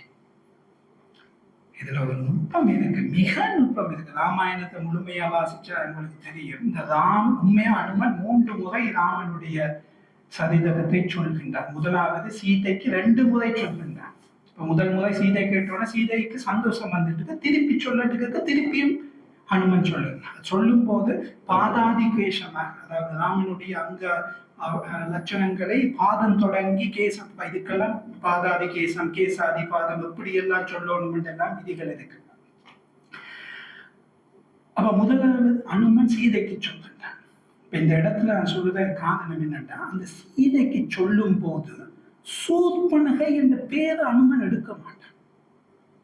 நான் இருந்த யோசனை ஏனப்பா அதை எடுக்கலாட்டு. அப்ப இப்பயே புண்பட்டு சீதை இருக்கிறாள், அந்த நேரம் ஏன் அந்த விஷயத்தை ஞாபகப்படுத்தணும் என்றதற்காக சீதையிடம் ராமண்ட சரிதத்தை சொல்லும் போது சூர்பனகையை பற்றி சொல்ல மாட்டான். மிக நுட்பம். அதே மாதிரி அவன் கடல் மீண்டும் திரும்பி போய் வானரங்கள்ட்ட நடந்த கதையை சொல்லும் போது ராவணனுடைய மாளிகையில நிறைய பெண்கள் படுத்திருப்பினான். இப்ப வால்மீகி வர்ணிக்கும் போது மிக நுணுக்கமா வர்ணிப்பார். அதாவது எப்படி படுத்திருந்தவேல், எந்த மாதிரி படுத்திருந்தவேல் என்றால் இவன் பெண்கள் மத்தியில தான் தேடிக்கொண்டு போறான். ஆனால் வானரங்கள்ட்ட தான் இலங்கையில என்ன நடந்தது என்று சொல்லும் போது ராவணனுடைய அரண்மனையில பெண்கள பற்றி தேடினதை சொல்ல மாட்டான். என்றால் தெரியும் அது குரங்குகளுக்கு குரங்கு புத்தி இருக்கு. அதே மாதிரி பின்னுக்கு யுத்தகாண்டத்துல பரதன்ட்ட போயிட்டு பரத்வாஜ ஆசிரமத்துல இருந்து பரதன்ட்ட போயிட்டு ராமனுடைய கதையை அனுமன் சொல்லுவான். பரத்வாஜ ஆசிரமத்துல ராமன் நிற்கும் போது நந்தி கிராமத்துல பரதன் இருப்பான். அப்ப ஏன் ஒரு நாள் பிந்திட்டது என்று சொல்லும் போது அனுமன் போயிட்டு ராமனுடைய அவ்வளவு 14 வருஷம் நடந்த விஷயத்தை சொல்லுவான். வால்மீகி ராமாயணத்தை எடுத்து பார்த்தீங்கன்னா அதுல ஒரு நுட்பம் இருக்கும். எல்லாம் சொல்லி கொண்டு வந்தவன் சீதை தீ குளிச்சது அந்த இடத்துல அனுமன் சொல்ல மாட்டான் பரதன். இருந்து இந்த 3ஐயும் எடுத்து வச்சு பார்த்தா இன்னும் நுட்பமாக அனுமன் ஒரு விஷயத்தை சொல்றான். பரதனுக்கு சீதை தீக்குளிச்ச அந்த சம்பவம் அவனுடைய மனதை நோகடிக்கும் என்றதற்காக சொல்ல, சீதைக்கு சூர்பனகை ஞாபகப்படுத்தினால் அது நோகடிக்கும் என்றதற்காக சொல்ல. அதே நேரம் குரங்குகள் வானர கூட்டங்களுக்கு பெண்கள் பற்றின விஷயங்கள் கதைச்சா அவர்களுடைய மனம் ஒரு நிலையில இருக்காது என்றதற்காக சொல்ல. ஒரு விஷயத்தை எப்படி நாங்கள் ஒரு ஆள்கிட்ட சொல்லணும் என்றதை படிக்கிறதுக்கு கூட எங்களுக்கு அனுமான் சுந்தரகாண்டத்தில் எத்தனையோ விஷயங்களை காட்டியிருப்பான். அப்ப இப்படி இந்த கதை எங்களுக்கு தெரியும். பிறகு அதுக்கு பிறகு ஆம், அசோகவனத்துல சண்டைகள் நடக்கின்றது. அசோகவனத்துல அனுமன் அசோகவனத்தை அழிக்கின்றான், ராவணனை சந்திக்கின்றான், வாளிலே தீ மூட்டப்படுகின்றது. தீ மூட்டி அவன் இலங்கையை இடிச்சோட பிறகு அவனுக்கு திருப்பி சந்தேகம் வந்துட்டு, ஐயோ சீதையை மறிஞ்சிட்டாளே என்று திருப்பி ஒருக்கா போய் சீதையை சந்திச்சுட்டு மகேந்திர இந்தியாவின் மகேந்திர மலை பகுதிக்கு போயிட்டு போன உடனே அனுமன் இந்த இடத்துல தான் அவன் திருஷ்டா சீதா, சீதையை கண்டேன் என்று கம்பன் உள்வாங்குவான். திருஷ்டா சீதா, இந்த சொற்கள் எல்லாம் மிக நுட்பமானது. அயோத்தியா காண்டத்துல அவரிடம் இருக்கு 14 வருஷத்தை எப்படி வால்மீகி விளையாடுவார். கைகேகி சொல்லும் போது கைகேகி சொல்லுவார் நவபஞ்ச, அவனுக்கு தாக்கம் ஏற்படுத்தணும் என்றாலும் 9-5 என்று 9 பெருசாக்கி சொல்லும். இலக்கங்கள்லேயே 9 பெருசு. ராமன் அந்த செய்தியை கொண்டு போய் கௌசல்யாவிடம் சொல்லும் போது அவள் சொல்லுவார், ராமன் சொல்லுவான் பஞ்சநர, 5-9 வருஷம். அம்மா இப்ப 9-5 என்று சொல்லுறதுக்கு எந்த சொல் முன்னுக்கு வருது? சீதையிட்ட சொல்லும் போது ராமன் சொல்லுவான் சதுர்த்தச, 4-10 வருஷம். இப்ப இது ஏன் இந்த நுட்பங்களை காட்டுதுங்க என்றால், திருஷ்டா சீதா, கண்டேன் சீதையை, சீதையை கண்டேன் என்று சொல்லாமல் கண்டேன் சீதையை என்று சொல்லுற நுட்பங்கள் எல்லாத்தையும் நாங்கள் பார்க்கக்கூடிய இடமாக இருக்கும் இந்த சுந்தரகாண்டம். பிறகு ராமன்கிட்ட போயிட்டு, ராமா இப்படி சீதையை நான் பார்த்தேன், அவள் சூடாமணியை தந்திருக்கிறாள் என்று சொல்லி அணை கட்டி போகணும் என்ற இடத்துல சுந்தரகாண்டம் நிறைவடைகின்றது. அப்ப இவ்வளத்தையும் கேட்டோன்னு ராமனுக்கு என்ன செய்யறது தெரியல, அனுமனுக்கு என்ன கொடுக்குறது தெரியல. என்ன செய்வார்? எழும்பி அப்படியே அனுமனை ஆலிங்கனம் செய்து கொள்வான். அந்த இடத்துல சுந்தரகாண்டம், வால்மீகி என்ற சுந்தரகாண்டம், கம்பன்ல சுந்தரகாண்டம் கொஞ்சம் அங்கால போய் முடியும், அவன் தெற்கு கடற்கரைக்கு வந்தா பிறகு முடியும். ஆனா வால்மீகி என்ற சுந்தரகாண்டம் 9 நாள்லயே முடிஞ்சது. இந்த சுந்தரகாண்டம் என்றது இன்றை வரைக்கும் காலங்காலமாக இலங்கையிலையும் அது வாசித்தல்லையும் பாராயணத்திலையும் இருந்து வருகின்றது. அதாவது சேர்ந்தவர் பிரிந்தவர் சேர்வதற்கு, திருமணமாகாததுக்கு, குழந்தை பிறக்காதவர்களுக்கு, இப்போ உதாரணம் துர்சொப்பனம் ஏற்பட்டால் திருசடைந்த சர்க்கம், அப்படி ஒவ்வொரு சர்க்கங்களாக முழுமையான பாராயணமாக இன்றைக்கு வரைக்கும் இலங்கையில கூட எனக்கு சுந்தரகாண்டம் அதை வாசிக்கிற பாராயணம் செய்கிற ஆக்களை தெரியும். இப்போ எனக்கு தெரிஞ்ச எத்தனையோ குடும்பங்கள்ல இப்போ உதாரணத்துக்கு குழந்தை இல்லாதவர்கள் சுந்தரகாண்டம் பாராயணம் செய்து குழந்தை கிடைத்த செய்தி இந்த 10 வருஷத்துக்குள்ள நடந்திருக்கு. இதெல்லாம் நம்பிக்கையில் எப்படி சரி வரும் அதெல்லாம் வேற விஷயம். ஆனால் எங்களது பாரம்பரியமாக இந்த சுந்தரகாண்டத்தின் பாராயணமும் எங்கள் மத்தியில் இருக்கின்றது. சுந்தரகாண்டம் மிகவும் சுந்தரமானது, தொடர்ந்து பேசலாம். ஆனால் நேரத்தின் அருமை கருதி நான் இத்துடன் நிறைவு செய்கின்றேன். இது சார்ந்த ஏதும் கேள்விகள் இருந்தால், திருத்தங்கள் இருந்தால் அடியேனுக்கு தெரிந்தவரை விடை கூறலாம் என்று கூறி, சந்தர்ப்பத்துக்கு மீண்டும் ஒரு முறை பணிவான நன்றியை கூறி அமர்கின்றேன். நன்றி.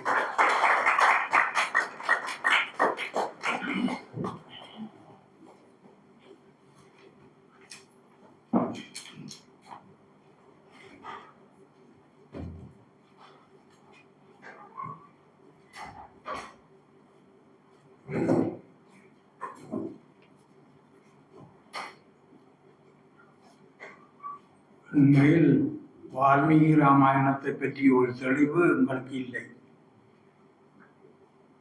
எங்களுக்கு என்று சொல்வது எனக்கு இல்லை, அதுதான் வருத்தம். உண்மையாக நான் இன்றைக்கு கேட்ட அந்த சொற்பொழிவை பார்க்கிற பொழுது மிக அருமையாக இருந்தது. அதை பற்றி நாங்கள் பின்னுக்கு பேசலாம். இப்பொழுது உங்களுடைய சந்தேகங்களுக்கான நேரம்.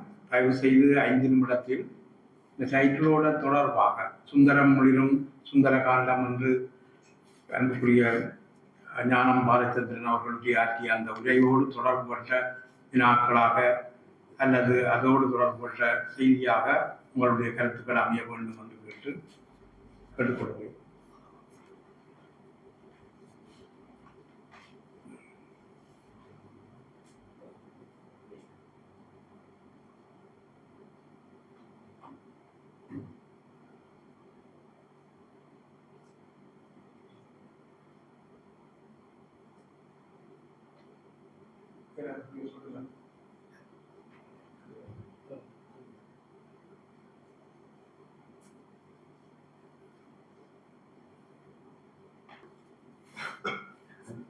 உங்கள் எல்லோருக்கும் எனது அன்பு கணிந்த வணக்கம்.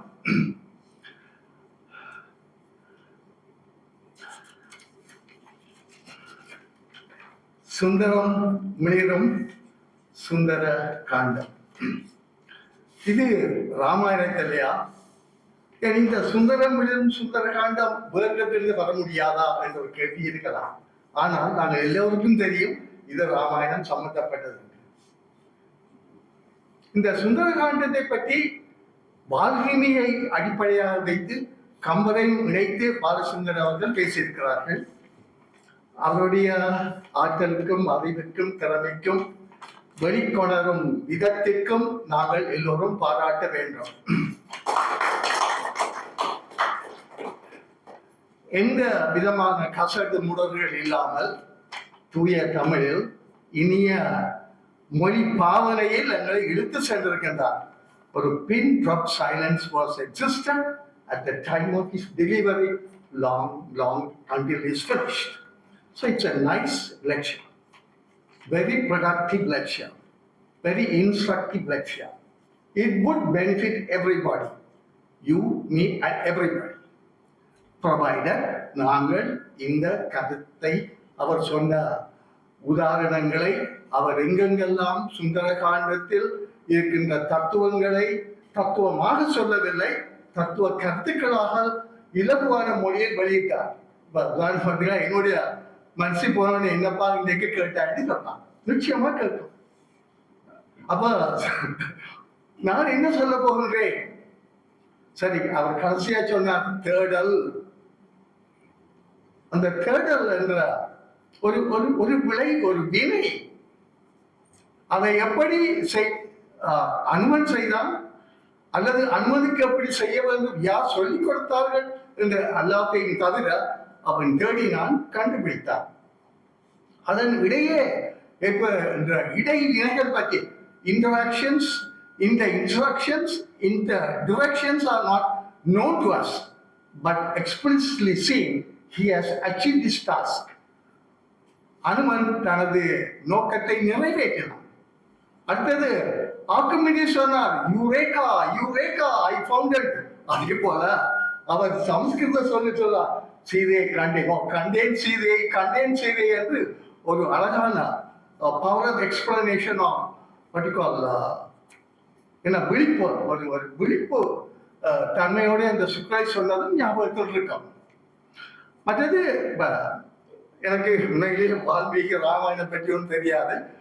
நாங்கள் எஸ்எஸ்சி மட்டும் அந்த காலத்துல பாலகாண்டம் அது படிக்கதான் தெரியும். ஆனால் பேச்சு வழக்கிலும் பாசனை, ஒரு சின்ன சின்ன பாசனை கூட கண்டுபிடித்தேன். வால்மீகி ராமாயணத்தில்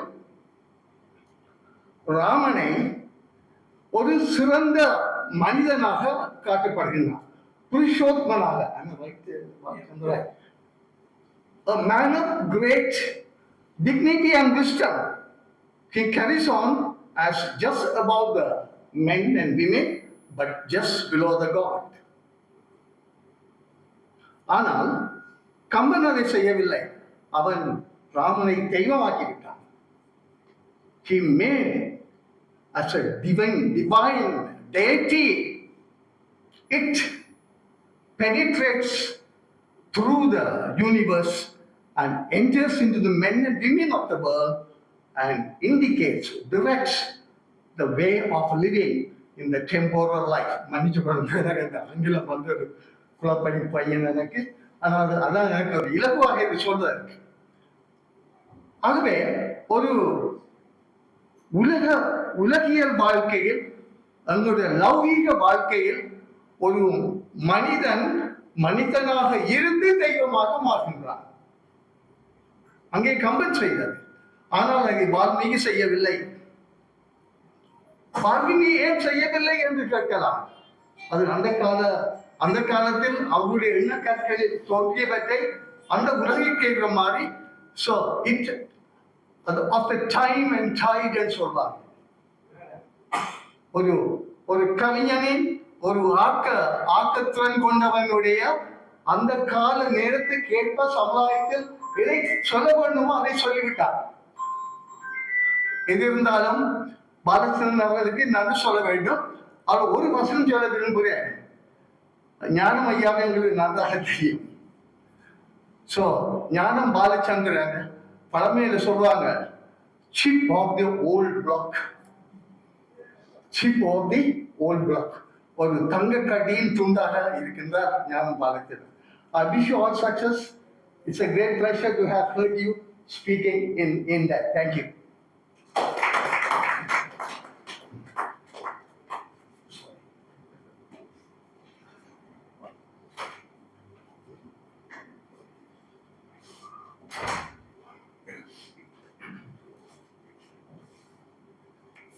அனைவருக்கும் வணக்கம். உண்மையில்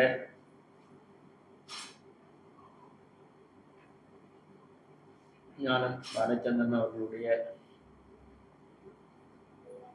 இந்த கலந்துரையாடல்ல உண்மையில ஒரு மிகச்சிறப்பாக வால்மீகி ராமாயணத்தை விளங்கப்படுத்தியிருந்தார். அவருடைய உரையாடல், அவருடைய சொற்கோர்வைகள், வால்மீகி இந்த இதில் சொற்களை கொண்டு விளையாடுற மாதிரி அவர் அந்த உரையாடலை முடிச்சிருந்தார். எனக்கு கூட, நான் கூட இவ்வளவு காலத்தில் வாசித்ததில்லை. எனக்கு அந்த ராமாயணத்தை வாசிக்கணுன்ற ஒரு தேடலை இன்றைக்கு தந்திருக்கிறேன். நாளைக்கு அந்த புத்தகத்தை எடுத்து நான் வாசிக்கணும். கம்பராமாயணம் நான் வாசிச்சிருக்கேன், இதை நான் வாசித்ததில்லை. மிகச்சிறந்த கருத்துக்களை மிகச்சிறந்த மொழிநடையில எங்களுக்கு வழங்கினதுக்கு அவருக்கு நன்றி. இன்றைக்கும் ஞானம் செஞ்சிய கொழும்பு பல்கலைக்கழகத்துக்கு இலவசமாக இன்றைக்கும் வருகிறது. அதற்கு நன்றி. இதை போல நீங்கள் மிகச்சிறந்த கருத்துக்களை இந்த கொழும்பு தமிழ்ச்சங்கத்தில் நீங்கள் வழங்கணும் என்று கேட்டு உங்களுடைய ஆர்வத்திற்கு நன்றி கூறி விடைபெறுகிறேன்.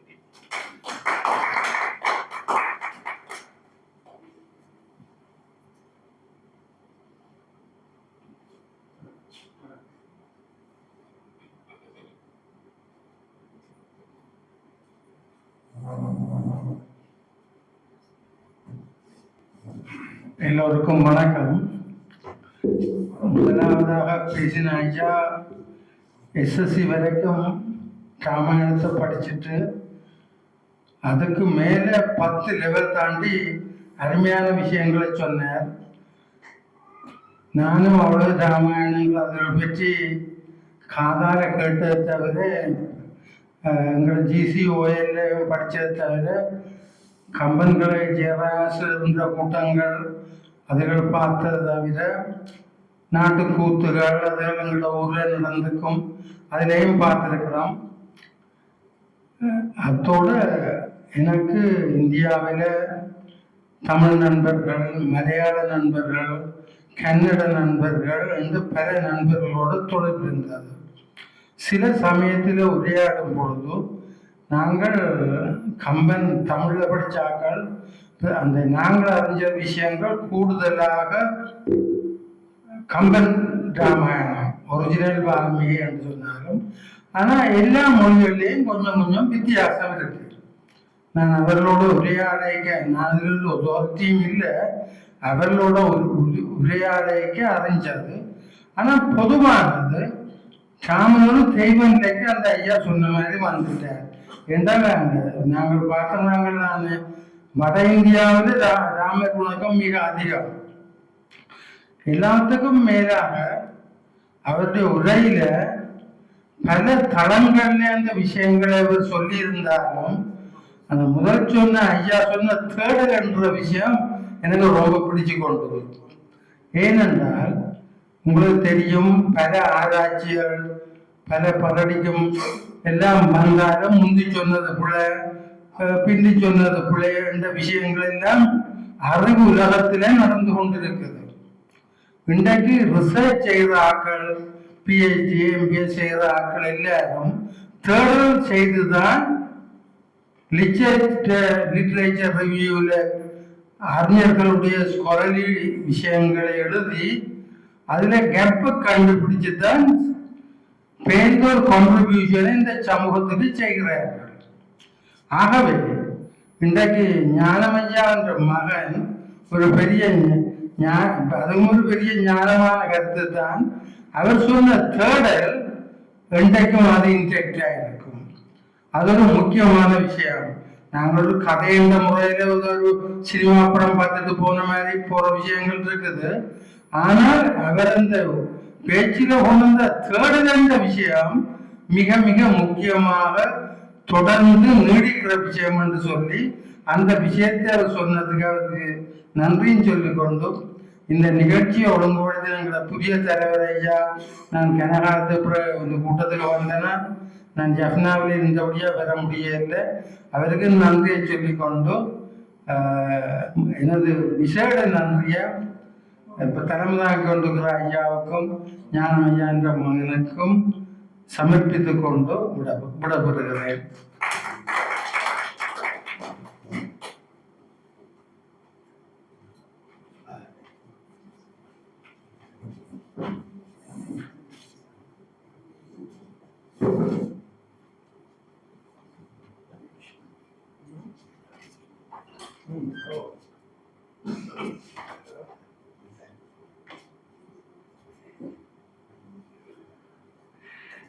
தலைவர், பேச்சாளர் உள்ளிட்ட அனைவருக்கும் வணக்கம். உண்மையில இன்றைக்கு மகிழ்ச்சியான ஒரு விஷயம் என்னென்னா, அந்த ஒரு விடயத்தை பேசுவது என்றால் சாதாரணமான மொழியில ஜனரஞ்சகமாக பேசுறதுன்றது உண்டு, அதை அகடமிக்கலாக ப்ரெசன்ட் பண்ணுறது என்று சொல்லி உண்டு. இப்போ நான் எடுத்துக்கொண்ட ஒரு விடயத்தை மிக கவனமாக வால்மீகி ராமாயணத்தை பேஸாக வச்சுக்கொண்டு வால்மீகி ராமாயணத்தில் சுந்தரகாண்டத்தை வெளிப்படுத்துகிற முறைமையில் தாடனம், இந்த தாடனம் என்று சொல்லி மிக முக்கியமானது. அந்த அந்த பகுதிக்குள்ள அந்த இந்து ஆழமான ஆழங்காற்பட்ட அறிவு அதை வச்சுக்கொண்டு மிக கவனமாக இன்றைக்கு இந்த நிகழ்ச்சியை, இந்த விரிவுரை என்று தான் சொல்லணும், நிகழ்த்தினர். இந்த பாரதியர்களுக்கு என்னுடைய வாழ்த்துக்களை முதல்ல தெரிவித்துக் கொள்கிறேன். நீங்கள் என்னுடைய மாணவனாக அமையாதது எனக்கு அன்று இருந்தால் என்ன, நாங்கள் பேசிக்கொள்வோம். ஆனால் எனக்கு ஒரு முக்கியமான விஷயம், நான் பேராசிரியர் வையாவரி பிள்ளை தன்னுடைய கற்று ஒன்றில் கம்பனை கற்கின்றவைகள் என்று சொல்லி ஒரு கற்று எழுதுறார். கம்பனை தான் அவர் பேஸ் பண்றார். இப்போ கம்பனை எவ்வாறெல்லாம் பார்க்கலாம் என்றது. அப்போ கம்பராமாயணத்தை நாங்கள் ஒரு ஆந்த்ரோபாலஜிக்கல் ப்ரோசஸுகளால் ராமாயணத்தை பார்க்கலாம், அல்லது போனால் ராமாயணத்தை பக்தி சார்ந்த ஒரு இலக்கியமாக பார்க்கலாம், அல்லது ராமாயணத்தை ஒரு காவிய மரபு சார்ந்த இலக்கியமாக பார்க்கலாம், அல்லது ராமாயணத்தை பக்தி சுவை நனி சொட்ட சொட்ட பாடுகிற ஒரு இலக்கியமாக பார்க்கலாம். இப்படி பல தளங்களில ஒரு இலக்கியத்தை பார்க்கலாம் என்று சொல்லி கம்பனை கற்கின்றவைகள் என்று சொல்லி அவர் ஒரு கற்று எழுதுகிறார். பேராசிரியர் வையாவரி பிள்ளை கம்பனை தான் அவர் சொல்லி கொண்டு வர்றார். அப்ப நான் நினைக்கிறேன் வான்மீகியை கற்கின்றவைகள், வான்மீகியை கற்கிற நகைகள்ல நான் சில சந்தர்ப்பங்களில வான்மீகி அறிந்த விதம் வேறு விதமா அறிந்திருக்கிறது. சில எங்களுடைய அறிஞர்கள் சிலர் வான்மீகி ராமாயணமும் கம்பராமாயணமும் ஒப்பிட்டு அடிப்படையில் பேசுகிற நேரத்தில் வான்மீகியை கொஞ்சம் தாழ்த்தி சொல்லிவிடுகிற ஒரு முறைமை இருக்கிறது. உதாரணமாக இந்த அந்த சந்தர்ப்பம் ராமன் வில்ல வளைத்து முதிக்கிற அந்த சந்தர்ப்பத்தை பற்றி பேசுகிற நேரத்துல அது ஒரு கம்பரேட்டிவ் ஸ்டடி தான். அது ஆனால் வான்மீகியே கொஞ்சம் அதுக்குள்ள தாழ்த்தி சொல்ற மாதிரி தான் இருக்கு. சொன்னா ஜனக மகாராஜன் மண்டாடி சீதை பெரிய கவலைப்பட்டு பெரிய எல்லாம் கஷ்டப்பட்டு தான் ராமனை கிளப்பி ஒரு மாதிரி போய் இந்த வில்ல முறை என்று சொல்லுகிற ஒரு சூழல் இருக்கிற சூழலில் புனிந்த சடை முகந்துளைக்கு பேரேற்றின் முகம் பார்த்தான் சொல்லி ராமன் என்ன செய்யணும் சொன்னால் அவனுக்கு விருப்பமா இருக்குது. ஆனால் ஸ்பான்சர் பண்ணி கூட்டி கொண்டு வந்தது விஸ்வாமித்திர முனிவர். இப்போ ஒரு அனுமதி வேணும். அனுமதி வேணும் என்கிற அந்த சூழலில புனிந்த சடை முகம் துளக்கியை விஸ்வாமித்திர வேண்டும் சொல்ல அப்படி இந்த தன்னுடைய எல்லாம் தலை கொண்டு முகத்தை ஒரு தடவை கொண்டு பேரேற்றின் முகம் பார்த்தான் என்று சொல்லி இந்த பேரேற்றின் முகம் பார்த்தான் என்று சொல்லி அந்த சந்தர்ப்பத்தில ராமன் எழுந்து போனதும் கம்பீரமாக நடந்ததும் அந்த வில்ல சீதைக்கு சூட்டுகின்ற மாலை மாதிரி எடுத்தது கண்டார் இட்டது கேட்டார் என்று சொல்லி கணக்கு கூட எப்படி இந்த இன்டர்பிரிட்டேஷன்ஸ் பண்ட நேரத்தில் வால்மீகி இவ்வாறான ஒரு சூழலில் மாற்றியமைத்து விடுகிற ஒரு முறைமை இருக்கிறது. ஆனா இப்போ ஒரிஜினல்களால் நாங்கள் வருகிற நேரத்துல வால்மீகி எவ்வளவு தூரம் இந்த சிறந்த ஒரு கவித்துவம் மிக்கவராக இருக்கிறார். வால்மீகி ராமாயணம் தான் இந்திய உகண்டம் முழுவதுக்குமான ஆளுமை செலுத்தினர். பிறகு 63 ராமாயணங்கள் வந்திருக்குது. அது வேறு தடத்தில் உள்ளவர்கள் தங்களுடைய கருத்துக்களை அதில் புலப்படுத்தி ராமாயணத்தை பாடுகிறார்கள். நீங்கள் சொன்னது போல தங்களோட பண்பாட்டு கோலங்களை அடிப்படையாக வைத்துக் கொண்டு தான் பாடினார். கம்பன் அப்படித்தான் பாடி இருக்கிறாங்க. ஆனா நீங்கள் இன்றைக்கு இந்த ராமாயணத்தை சுந்தரகாண்டத்தை உங்களுடைய பாயிண்ட் ஆஃப் வியூ, உங்களுடைய நோக்கு நிலை இது ஒரு தத்துவார்த்த அடிப்படையில் நின்று கொண்டு எவ்வாறு வால்மீகி இந்த சுந்தரகாண்டத்தை படித்தான் என்று சொல்லுகிற அந்த கருத்து நிலை மிக நல்லா இருக்கிறது. வாழ்த்துக்கள். கம்பனும் சுந்தரகாண்டத்தை பற்றி படிக்கிற நேரத்துல அழகாத்தான் சுந்தரகாண்டத்தை எங்களுக்கு படைத்து தருவாங்க. இந்த நாணயம் அந்த என்ன வாங்கரும் பாதன் நான்கும் பகத்த வாங்கி என்பார் தீங்கனு செவிகாடார தேவரும் பாதுகாக்கிறார். ஆங்கவன் புகழ்ந்த நாட்டை அங்கனும் நரவம் வாங்கி மூங்கையாம் பேச விட்டு என்னையாம் மொழியிட்டு என்பது கம்பன் சொல்றோம். இப்போ சொல்லிவிட்டு அவன் என்ன பண்ணலான்னு சொன்னா அவனுக்கு இந்த சுந்தரகாண்டத்தை அப்படிதான் சொல்லுவான். அதுல அந்த சீதை நீங்கள் சொன்ன போலவே இந்த சீதையினுடைய இருப்பு, இந்த பிரிவு வேண்டும். காமசூத்திரத்துல சொல்லப்படுகிற அந்த 32 விதமான அவஸ்தைகள், இந்த அவஸ்தைகள் 32 விதமான அவஸ்தைகளையும் அவள் அனுபவித்தாள் என்று சொல்லுகிற அந்த பிரிவு என்கிற துயரை வெளிப்படுத்துகிற அந்த முறைமை என்று ஒன்று. அது மாத்திரமில்லை, அந்த ராவணனே அந்த இடத்துல சொல்லியிருக்கிற கம்பீரமா அவன் பாரக அந்த அழகு ராவணன் கூட வந்தா 2 வச்சு கொள்ளுக்குமே. ஆனா ராவணன் வரை அந்த அழகை அந்த இடத்துல சொல்லுகிற அழகு சிகரவன் குடுமியே நெடுவரை எவையும் ஒரு வழி திரண்டன சிவன மகரிகை வயிற குண்டல வலம்பும் திண்டல் தோல்புடை மயங்க சகரநீர் வேலை தழுவிய கதிரின் தலைதொரும் பயங்கும் வாய பொன் மகுடம் இளவை நெருப்ப கங்குலும் பகல் விளவந்தான். உருப்பசி எடுத்தல் உடைவாளேந்த மேனகை வள்ளிடை உதவ செருப்பினை தாங்கி திளைத்தமை செல்ல அறம்பேர் குழாம்புடை சுற்ற கற்புறம் சாந்தும் கலந்து உமிழ் கந்தம் மறுப்புடை பருப்புவேர் மாதிரி கழுத்தின் வரிக்கை வாய் மூக்கிட மடுப்பல். இந்த அழகா அந்த வருகிற அந்த கம்பீரம், இந்த கம்பீரம் மாத்திரம் இல்லை, சீதை ராவணனோட சம்பாதம் செய்கிற அந்த சந்தர்ப்பங்கள் எல்லிடும் தொடர்ந்த மாறுதற்கு சொல் கல்லிடும் தொடர்ந்த நெஞ்சம் கட்டிமே கண்டது உண்டோன்னு சொல்லி கேட்கிற அந்த இப்படி கண்ண இடங்களில ஒரு சீதை தன்னை எஸ்டாப்ளிஷ் பண்றது, ராவணனை அந்த இடத்துல உயர்த்தி காட்டுகிற அந்த மரபு, சீதை ராவணனை நினைத்து தீரமடைகிற அந்த இப்படி பல விஷயங்களை இந்த சுந்தரகாண்டத்துல கம்பன் ரிப்ளேஸ் பண்ணியிருக்கிறாங்க. ஆகவே நீங்கள் சொல்லுகிற அந்த சுந்தரகாண்டத்தின் சுந்தரம் உங்களுடைய தத்துவார்த்த சிந்தனையினூடாக அது விரிவடைகிறது. அது சுந்தரமாக அழகாக கம்பனூடாக விரிவடைகிறது. உண்மையில இந்த நீங்கள் திருப்பி நீங்கள் சில விஷயங்கள் சொல்லியிருக்கிறீங்களா, அது ஒரு பாடலை சொல்றதுக்கு எவ்வளவு தூரம் இந்த கம்மனோட கெட்டுத்தனமாக தான். அதே மாதிரி தான் வால்மீகி கெட்டுத்தனத்தை பின்பற்றித்தான் கம்மன் அப்படி படித்தான் போல எனக்கு தெரிகிறது. ஒரு கேமரா எப்படி வேலை செய்யும்ன்ற மாதிரி தான் அது வேற பாடல்களை நாங்கள் உதாரணமாக சொல்லலாம். ஆகவே உண்மையில எனக்கு மிகுந்த மகிழ்ச்சி அடையக்கூடிய ஒரு நல்ல நிகழ்ச்சி. இந்த நிகழ்ச்சியை நீங்கள் மிக கவனமாக கருத்தில் கொண்டு தமிழ் சங்கத்தில் வந்து இந்த பேருரை நிகழ்த்தினது மிகுந்த மகிழ்ச்சிக்குரிய விடயம். நான் ஞானத்தினுடைய குடும்ப நண்பன் என்ற வகையிலையும் இந்த தமிழ் சங்கத்தினுடைய தலைவன் என்ற வகையிலையும் உங்களை நான் பாராட்டுகிறேன். மிக்க நன்றி.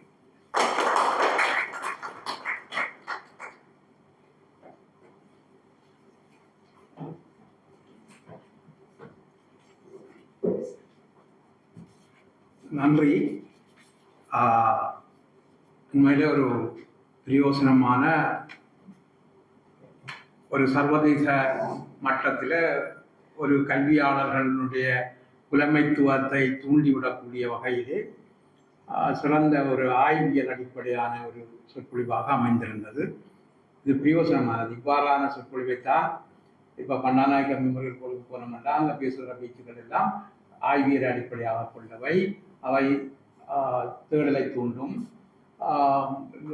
ரிவ்யூ லிட்டரேச்சரை பற்றி சொன்னார். அப்படியானவற்றை இன்றைக்கு ஆய்வு செய்கிறவர்களுக்கு பிரயோசனக்கூடியதாக பேசக்கூடியவர்கள் அற்றிருக்கிறார்கள். இந்த நிலையில் உங்களுடைய சொற்பொழிவு உண்மையிலே பிரயோசனமாக இருந்தது. அது மாத்திரமில்லாமல் சிந்தனையை தூண்டி இருக்கிறது, பலரை வாசிக்க தூண்டி இருக்கும்.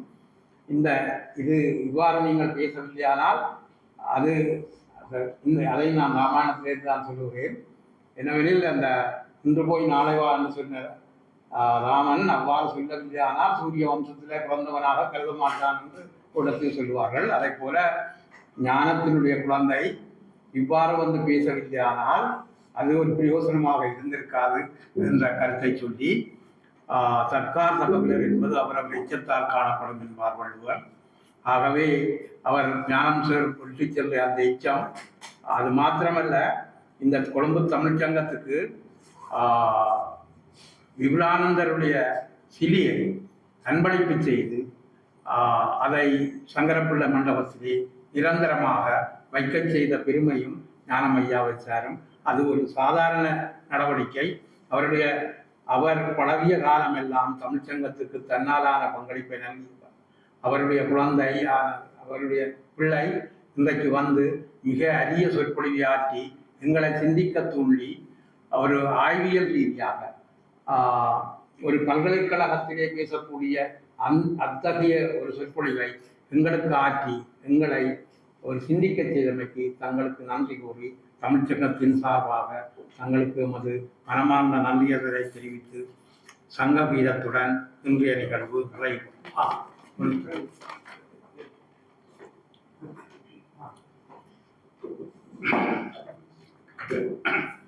கொழும்பு தமிழ்ச்சங்கத்தின் தலைவர் அவர்களே, நிகழ்வின் தலைவர் அவர்களே, இன்று மிக அருமையான ஒரு சொற்பொழிவை வழங்கிய தம்பி ஞானம் பாலசரன் அவர்களே,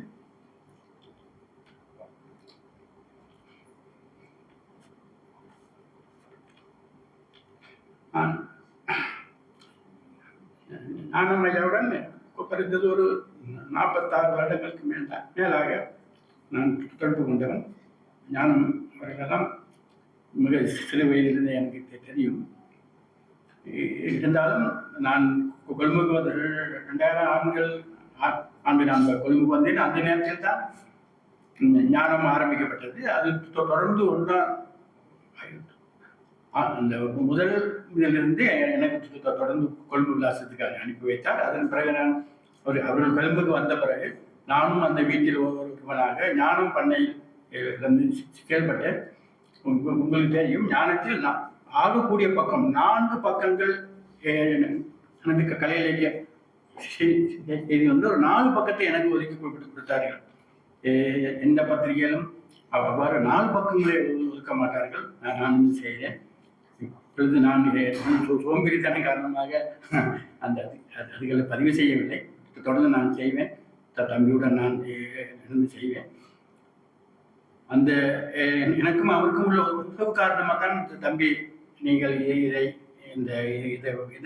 ஆரம்பிங்கள் என்று முதல் நான் அவரை தான் கேட்டேன். அவர் சொன்னார், நான் எனக்கு ஒரு முக்கியமான வேலை இருக்கிறபடியால் இந்த கிழமையில் அடுத்து செய்வேன். அடுத்த பேரும் கேட்டவன் நான் போனில் கூட பேசவில்லை, மெசேஜ் தான் போட்டேன். அதுக்கு நல்ல பையில வந்தது. ஏதோ சங்கத்தின் இலக்கிய குழு செயலாளர் என்ற வகையில் கம்பராமாயணத்தில் அணிலை பற்றி உங்களுக்கு தெரியும், பாலம் அமைப்பிற்கு அவ்வாறான ஒரு வேலையை தான் நான் செய்திருக்கிறேன். மிக மகிழ்ச்சியாக இருக்கிறது. எல்லோரும் பேசியதை கேட்டு எனக்கு ஒரு மகிழ்ச்சி தான். சுந்தரம் இந்த சுந்தர காண்டத்தில் மிக பகுதியாக நான் காரைக்குடி சொந்த ஊர் படியால் காரைக்குடி கம்மன் விழாக்கள் பல விழாக்களில் பார்வையாளராக கலந்திருக்கேன். மேடையில் இல்லை, பார்வையாளராக கலந்திருக்கேன். அந்த இதுகளை விட இந்த எங்கள் வீட்டு பிள்ளை எங்களுக்கு தங்க மாதிரி அந்த இது சிறப்பாகத்தான் இருந்தது. அவரை பற்றி ஒரே ஒரு வீடியோ நான் சொல்லுகிறேன். மதுரையை சேர்ந்த அமெரிக்கன் கல்லூரி போத்திரெட்டி அவர்கள், பேராசிரியர் போத்திரெட்டி அவர்கள் சேருங்கள் தெரியும். இவரோட ஒரு புத்தகத்தை கொண்டு அவருடைய கையில் கொடுத்த தமிழ் இலக்கிய மாநாடு நான் நடந்தது, மலையக தமிழ் இலக்கியம். அந்த நேரத்தில் அதை படித்து விட்டு சொன்னார், பொண்ணு இவரை மகாத்மா காந்தி பாரதியை கவனமா பார்த்துக்கணும்னு சொன்ன மாதிரியே நான் உனக்கு சொல்றேன், நீர் அவரை உங்களுக்கு கவனமா அவரை பார்த்துக்கொள். அந்த புத்தகம் அவ்வளவு அவருக்கு அந்த புத்தகம் அவ்வளவு பெரிய ஒரு பேராசிரியர். அமெரிக்கன் கல்லூரியில் போத்திரெட்டி என்றால் சர்வதேச தரத்தில் தரமுள்ளவர். அண்மையில் இறந்து விட்டார். அவரிடம் இருந்த பல புத்தகங்களை இதை கொண்டு அவரு தான் இதை பாவிக்கக்கூடியவர் என்று ஒரு நினைக்கிறேன், ஒரு 8 கிலோ போல அந்த புத்தகத்தை என் கையில் கொடுத்தார். நான் கொண்டாந்து அவருக்கு சேர்த்தேன். அந்த பெருமையை எனக்கு சேர்த்துக்கொண்டு ஒரு நல்ல நிகழ்வை நாம் இந்த மாலை நேரத்தில், இந்த சுந்தரமான மாலை நேரத்தில் சுந்தர காண்டத்தின் சுந்தர கண்டோம் என்று கேட்டோம், காது குளியலுக்கு கேட்டோம் என்று நல்ல ஒரு இதையோடு இந்த ஒழுங்கமைக்க எனக்கு அனுமதி அளித்த தலைவர் செயலாளர்கள் எல்லோருக்கும் நன்றியை தெரிவித்துக் கொண்டு நிகழ்வின் தலைவர் அவர்களுக்கும் நன்றி தெரிவித்துக் கொண்டு விடைபெறுகிறேன். காரவார கொழும்பு தமிழ் சங்கத்தினுடைய தலைவர் அவர்கள் இப்பொழுது பேச்சாளருக்கு நூலை வழங்கி வைப்பார்.